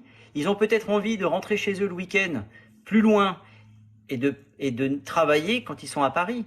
Donc le conseil que je vous donnerais en tant que investisseur d'une chambre de service, soit vous faites abstraction de tout et vous dites bon bah de toute façon on mettra jamais dehors les gens, je le crois. Ou alors, vous allez acheter des chambres de service de petite surface. Il faut, je vous le rappelle, au moins 20 mètres cubes pour que ce soit louable. Si on n'a pas les 9 mètres carrés, loi Carrez. Ça, c'est la loi. Ou alors, vous achetez des chambres de service qui sont mitoyennes. Comme ça, si demain, bonjour à vous deux, j'espère que vous allez bien. Bah, écoute, moi, personnellement, je vais bien. J'ai l'impression qu'Eric Zégofin va bien aussi. Merci. J'ai envie de vous dire... prévoyez le pire et achetez des petites surfaces qui soient mitoyennes. Comme ça, le jour où la loi change, vous cassez le mur et vous foutez dehors quand même un locataire. Donc moi, j'aimerais bien savoir ce qu'avait prévu Madame Duflot, ce que prévoient les gens quand ils font des lois comme ça, et de se dire c'est interdit. Et pourquoi pas demain interdire de louer à moins de 40 mètres carrés et mettre le SMIC à 3 000 €. Non mais à un moment donné, il y a on n'est pas à l'abri quand même d'une pitrerie de ce genre-là. Non, donc, ça, c'est clair. On n'est pas à l'abri d'une telle pitrerie. Ton conseil d'investir, si possible, dans 2 chambres de bonne mitoyennes est effectivement très pertinent. À défaut, faut la chambre de bonne fasse au moins les 12 mètres carrés en question, minimum, quoi. Parce qu'aujourd'hui, je crois que c'est 9 mètres la limite, hein. C'est 9 mètres et 20 mètres cubes. Voilà. Mais il faut savoir que structurellement parlant, c'est rarissime d'avoir ce que l'on appelle une chambre de bonne, sauf si c'est dans les années 50, 60. À ce moment-là, la norme a changé. Mais tout ce qui est pierre de taille, quand vous êtes au dernier étage, c'est 8 mètres, c'est 8, 9 mètres. Hein. C'est pas 12. Hein. 12, c'est pas la règle, hein. C'est l'exception. Ouais, c'est ça. Alors, on a Védémon qui nous dit, est-ce que c'est possible de tenir un crédit IMO sur 25 ans à 2 sans apport en ce moment? Non. Si ça arrive, c'est un épiphénomène et c'est loin d'être la règle. Malheureusement, cher Védémon. Il est 16h50, je commence à regarder un peu le compteur. Chris Carp nous a rejoint, Henri Casanova, on a Ninja qui nous a... D'accord, merci pour vos réponses. Merci à toi de poser des questions parce que avec Eric, s'il n'y avait pas de questions, on serait là à se regarder en rond de flanc, on prendrait nos téléphones et on s'appellerait. Hein. On jouerait aux cartes. On jouerait aux cartes, ouais. On pourrait faire une battle. Non mais il y a quand même des trucs de dingue. Hein. C'est incroyable. Quand tu penses... On jouerait aux cartes géographiques pour voir qu'est-ce qu'on achète. Oui, c'est ça. Le Monopoly national. Alors, vous êtes encore 42. Est-ce que dans les 42, vous avez des questions? Alors, tiens, moi j'ai un thème. J'ai eu quelqu'un tout à l'heure au téléphone qui a eu mon numéro par ma chaîne YouTube, puisque sachez que tous les lives que l'on fait, bonjour Bailly, je les retranscris intégralement sur une chaîne YouTube. J'ai pas le nom en tête, je suis tellement bien organisé, mais vous avez le lien. Alors sur Instagram, je mets des extraits parce qu'on peut pas mettre grand chose, et sur YouTube, je mets l'intégralité. Donc pour ceux qui se disent tiens c'est pas inintéressant, allez regarder. Bonjour Bailly, on a quelqu'un comment faire des sous facilement. Y a rien de magique, cher. Gagne au loto, c'est bien, c'est facile ça. Ouais. Encore faut-il jouer. Voilà. Il paraît que 100% des gagnants ont tenté leur chance. C'est cela. Merci Blinis. Blinis, qu'est-ce que tu fais dans la vie? Est-ce que tu veux monter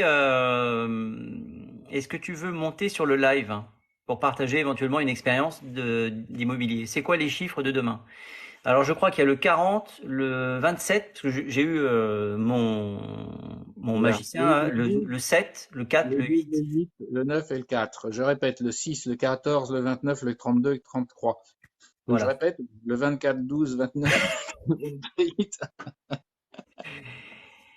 Bon, est-ce qu'il y a un professionnel de l'immobilier de près ou de loin qui veut monter sur le live et non pas, pour info, aux USA, l'armée se déploie partout. Bon.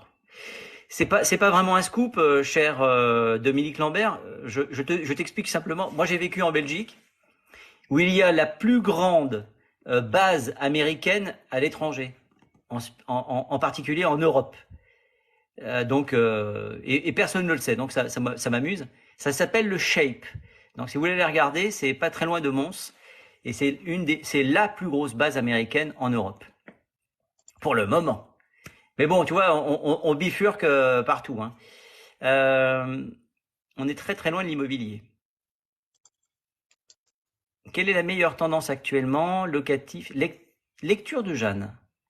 Alors bonjour Cédi. Quelle est la meilleure tendance actuellement? Locatif, SCPI, actions crypto. Oui, hein, c'est comme comparer des choux et des carottes, quoi.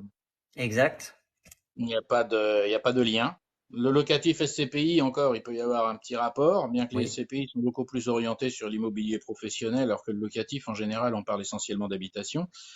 Donc déjà là, il y a un fossé. Si on devait comparer, je dirais que si tu investis, et je te le souhaite que ce soit possible, si tu investis 1 million dans l'immobilier, dans 10 ans, vraisemblablement, tu auras 1,1 million, 1,2 million, voire un peu plus. Tu investis 1 million dans les crypto-monnaies, tu peux te retrouver après-demain avec zéro. Voilà. C'est à partir du moment où tu as mis ça en tête. Euh, alors, La- la- on a une demande, c'est John Cameron. Bah écoute, on va voir ce que ça donne, hein. On va accepter John Cameron. Alors John Cameron, si c'est j'espère que c'est pas une question perso, hein. On va voir, on va voir. On tente. C'est la fin du live. Soyons fous et on va voir ce qu'il va nous raconter, cher John Cameron. Oui, bonjour et merci de m'accueillir dans votre live. J'ai vu que vous parliez d'armée et moi je suis ancien légionnaire. D'accord. Donc j'ai travaillé, j'étais au deuxième rep de Calvi Mhm. et je sais énormément de choses sur l'armée. D'accord. Alors, John Cameron. Donc Cameron, je comprends mieux le nom. On est très très loin de l'immobilier là. Oui, mais comme vous parliez d'armée, Non, c'est Oui. parce qu'il y en a quelqu'un dans le live qui a envoyé une info comme quoi il y avait des militaires américains qui se déployaient, mais bon, c'est pas notre sujet, quoi. Regarde, c'est ce que j'ai derrière moi. Alors attends, je me permets de te tutoyer parce que j'ai le plus grand respect pour les légionnaires, hein, vraiment, hein, et c'est pas des paroles en l'air. Regarde, là c'est pas une carte d'état-major. Là, on parle d'immobilier. oh là, vous tombez en plein dedans. Voilà. Eh oui. Donc, Puisque qu'est-ce que je suis? Je suis propriétaire de 20 appartements dans Lyon mhm. et j'ai une agence derrière moi. Eh ben voilà. Donc tu as confié des biens en location, en gestion, pardon. Voilà, voilà. Ah ben écoute, voilà. Donc Donc l'immobilier finalement amène à tout. le problème de maintenant, c'est qu'avant, on pouvait facilement faire de l'autofinancement. Si vous Ah, avez par exemple, dès que vous dépassez 10 appartements, on pouvait faire de l'autofinancement, qu'est-ce qui nous permettait que les travaux soient déductibles des impôts et d'être non imposables pendant un certain temps. Et maintenant, c'est plus possible. Bah pourquoi si. tu dis que c'est plus possible? C'est plus, Le déficit c'est plus foncier marche possible toujours parce pareil. que vous êtes obligé, l'État vous assomme et vous êtes obligé de passer par les banques et des crédits, voilà. Non, Donc non, on pas va du se tout. retrouver dans un système où on aura de plus en plus d'appartements vétustes parce que les C'est un propriétaires autre ne sujet, pourront ça. pas faire de travaux. Ça, Alors, c'est ça, c'est un autre sujet, mais la déductibilité des travaux n'a jamais été retouchée ni remise en question depuis au moins 25 ou 30 ans. C'est-à-dire que les travaux sont déductibles sans limite et sans aucune gêne, sont déductibles des revenus de même nature, donc des travaux sont déductibles des autres loyers, et on peut même déborder de 10 700 euros sur le déficit foncier qui est généré uniquement par les travaux et non pas par les intérêts d'emprunt. Faut le distinguer. Mais sinon, il n'y a pas eu de changement majeur en la matière. Hein. Il s'est rien passé. Hein. Donc la déductibilité des travaux est toujours la même et on peut faire du déficit foncier s'il le faut. donc, John Cameron, t'as appris quelque chose? Moi, qu'est-ce que j'ai appris, oui, c'est que ça va de pire en pire, quoi. Oui, non. Non, voilà. Alors ça, c'est comme le viager, il y a un aléa. Donc, c'est pas Là, forcément oui. facile à gérer. John, ce que je veux te dire par là, Je vois c'est où il veut que en venir. Je vois où il comment? veut en venir. Et là où il a peut-être pas tort, c'est qu'effectivement, il y a tout un ensemble du parc immobilier qui va commencer à taquiner la vétusté, qui va commencer à avoir des difficultés à répondre aux critères de décence, et pour lesquels, effectivement, les propriétaires sont peut-être trop âgés pour se lancer soit Et dans de la réno, vous, soit dans des travaux, soit pour lever l'emprunt nécessaire, parce qu'en fait, souvent, ce qui se passe, c'est qu'il y a des gens qui sont à la retraite depuis un certain temps, ils ont besoin de leur loyer pour se nourrir, et si on utilise ces loyers pour faire du déficit foncier afin de faire des travaux, ils peuvent plus bouffer. Donc, moralité, il n'y aura pas de solution. Comme ils ne sont plus finançables, puisqu'arrivé à un certain âge, on ne peut plus lever d'emprunt. L'idée, c'est tout simplement qu'ils mettent en vente et puis que ce Ou soit les alors en jeunes qui prennent viager. la relève. et, et Ou vous alors en avez, viager? Ou alors, bah, viager sur du locatif, ouais, c'est moins. et vous avez les maires de villes que eux, ils font pousser des appartements sociaux comme des champignons. Donc les petits propriétaires, eh ben, ils sont complètement à l'agonie, quoi. Là, je suis pas tout à fait sûr parce qu'en fait, moi, je suis dans une ville où aussi on a beaucoup de logements qui se montent, des nouveaux, des neufs, etc. Et moi, je suis plus dans l'ancien. Et effectivement, il y a une offre sur le marché qui est plus abondante. Mais à partir du moment où on a des prix qui tiennent la route et des prestations qui sont à la hauteur, on n'a aucune difficulté pour louer. Aucune. Voilà. Et Il y a un téléphone qui sonne. Je sais pas comment on met en pause là-dessus, Philippe. Ouais, ben voilà, écoute, Faut que je me rappelle. c'est bien comme ça, t'inquiète pas. John Cameron, Hmm. John, je suis pas tout à fait d'accord, mais Ouais, il y il a quand n'arrête pas même, à décrocher de toute manière. il y a, il y a quand même une chose, et effectivement, Eric a raison, sur le côté vétuste qui va vraisemblablement à un moment donné, si on ne stimule pas ou on donne pas envie ou les moyens aux propriétaires de rénover leurs biens, et moi l'inquiétude que j'ai, c'est effectivement avec les diagnostics de performance énergétique qui luttent dans l'absolu contre les passoires énergétiques. En théorie, moi je trouve ça plutôt très intéressant. Mais encore faut-il donner les moyens aux propriétaires de pouvoir éventuellement avoir des aides pour faire ces travaux-là. Si l'idée, en passant par les diagnostics de performance énergétique, c'est d'imposer pour le moment, ça c'est ce qui se fait en monopropriété, de vous obliger à faire des audits et si vous n'êtes pas capable de faire les travaux, de se substituer à vous pour faire les travaux à votre place et que vous deveniez locataire de vos propres biens, on est bien d'accord que là, ça risque d'être de pire en pire et c'est l'objet de la loi Laglaise. Je vous invite à aller regarder Tout à les fait, deux dernières vidéos que j'ai faites tout à à ce fait. sujet. Euh, alors, John, est-ce que tu avais encore quelque chose que tu voulais partager avec nous parce que Non, le non, live non, non. va pas tarder. Je vais pas tarder à couper le live. Merci de t'être connecté en tout cas. Merci beaucoup. C'est moi qui vous remercie, hein. Et puis, et très sincèrement, force et honneur. Hein. Merci bien.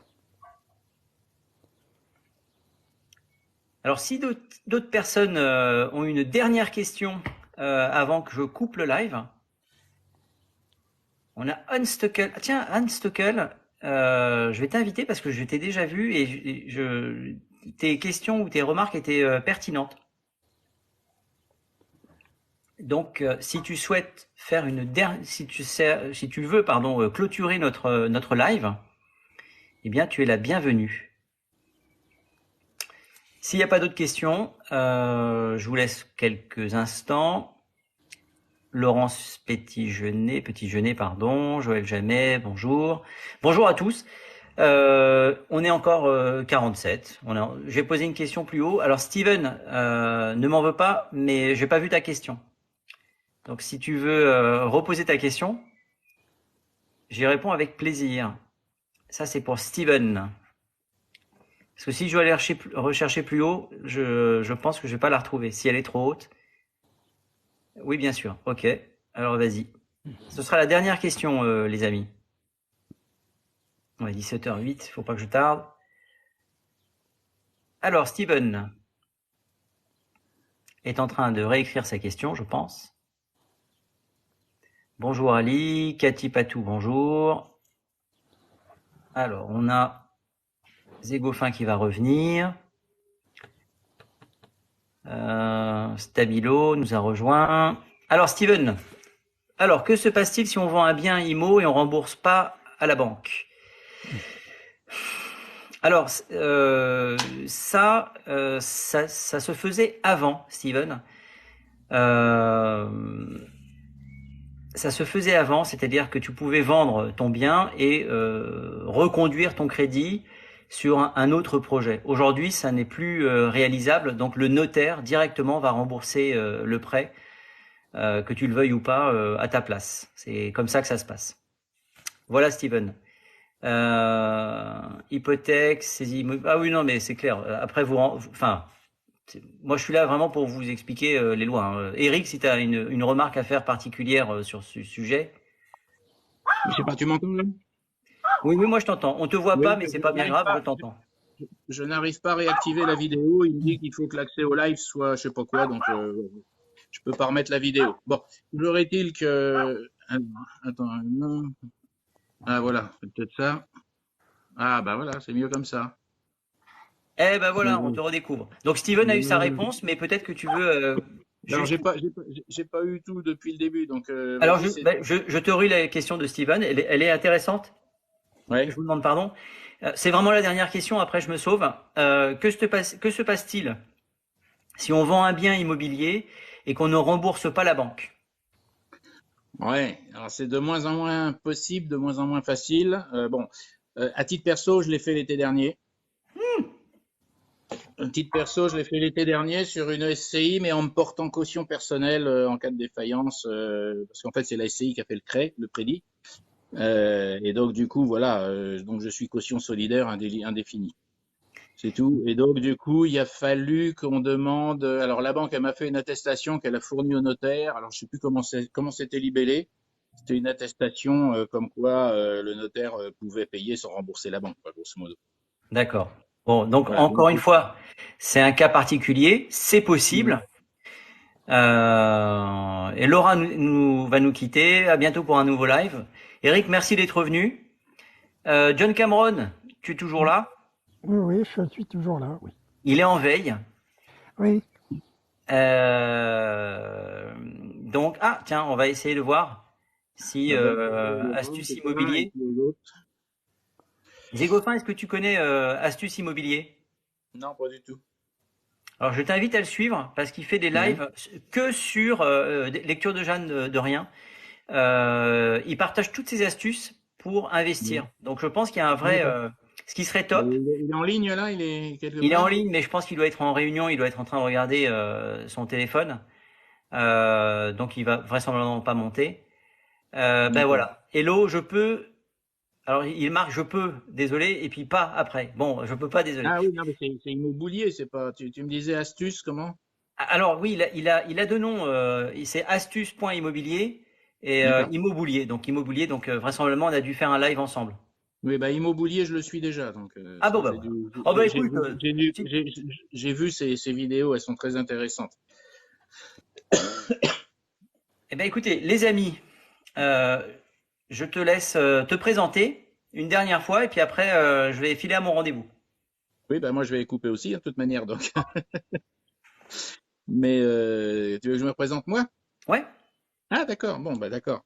Oui, donc moi je suis investisseur à titre personnel et privé depuis 25 ans à peu près. Et puis professionnellement, je suis conseiller en gestion de patrimoine. Donc l'immobilier fait partie de mon activité au quotidien ou presque. Eh ben voilà. Écoute, merci de cette présentation. Donc, n'hésitez pas, hein, c'est ça qui est intéressant sur les lives. Quand on a Immobilier, quand on a Eric, quand on a Yacine, mon pote courtier, on a vraiment là différentes clés, différentes façons de voir l'immobilier. Et je pense que tout ça est très complémentaire et c'est vraiment vraiment passionnant. Je ne sais pas si tu le sais, Eric, on va faire un live, non pas ce dimanche. Ah si, ça tombe ce dimanche-là. Ce dimanche, on va commencer un live à 9 heures du matin, on va le terminer à 21 heures. Donc si ça t'amuse de participer, t'es le bienvenu, tu restes le temps que tu veux.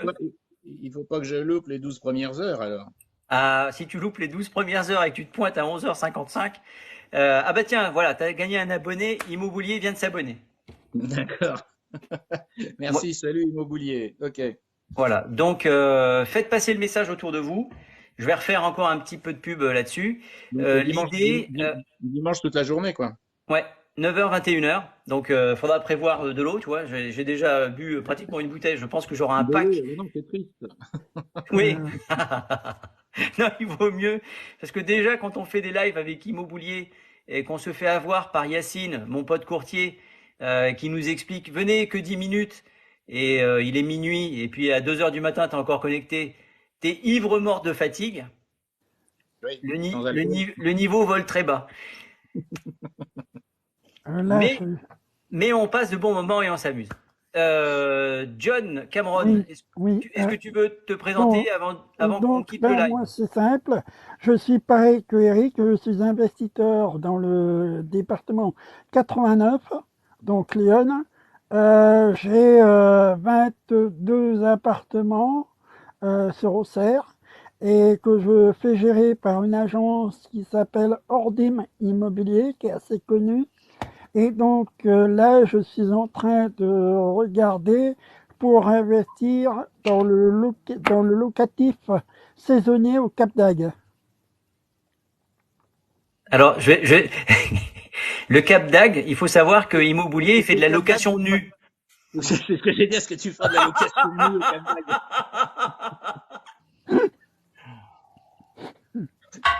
d'Agde? Bon. Maintenant, Donc, si tu as besoin de de conseils pour faire de la location tout nu, tu demandes à Astuce Immobilier, c'est un spécialiste de la location nue. Bon, tout ça pour vous Il dire paraît que qu'il est au poil. on a le droit de plaisanter sur beaucoup de choses. Ça ne veut pas dire qu'on n'est pas sérieux. Alors, je passe plusieurs messages. Astuce Immobilier, il est à la recherche de biens à vendre partout en France. Donc, si vous avez des choses à vendre, vous pouvez les lui proposer. On a Thierry Taïeb là. Tiens, on va faire monter une dernière personne, juste histoire de clôturer notre live. Et puis après, on s'en ira. John Cameron, il cherche à acheter au Cap d'Agde. Donc, si vous avez des connaissances non, mais au Cap... moi, je cherche dans le meublé. Hein. Je cherche que des appartements meublés, pas de nus. Hein.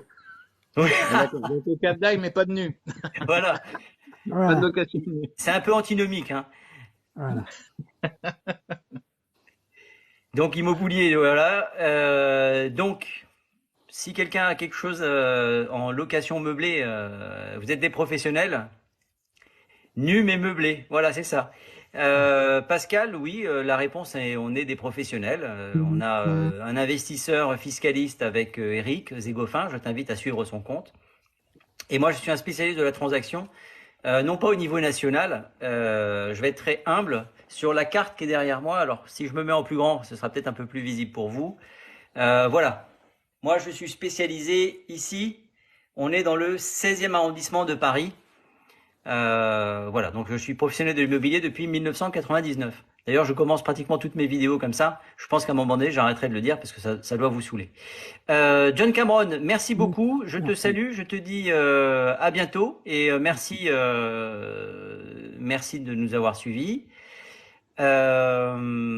Eric, merci beaucoup. À Et bientôt. Merci. Pascal nous dit merci. Bah écoute, de rien. Et n'hésitez pas à nous rejoindre. Alors les lives en général, je les fais tous les jours à peu près à la même heure. Là, je les fais un peu plus tôt pour pouvoir rester un peu plus longtemps avec vous. Parce qu'il faut que je file à Passy, c'est-à-dire par là pour mettre en location un studio. Je vous salue tous. N'hésitez pas à préparer vos questions pour le prochain live. Abonnez-vous, faites des likes. Zégofin, suivez-le. John Cameron, est-ce que tu veux qu'on te suive? Oh non, oui, je veux bien, comme vous voulez, quoi. Bon, bah alors écoute, c'est pas Ouais, compliqué. Où est-ce que t'es? T'es là? Eh ben voilà, je suis abonné à toi. Merci bien. De moi rien. aussi. Et vraiment, tout mon respect. Sache que j'ai été convié il y a très très très longtemps à côté de Cassis pour le centre de recrutement de la. J'étais invité par les officiers là-bas. Et on a, voilà. On en parlera un autre jour. Messieurs, merci beaucoup. I am Joey, bye. Merci pour tout. Et puis, Salut. je vous souhaite une belle fin de journée. Et je vous dis fort probablement à demain.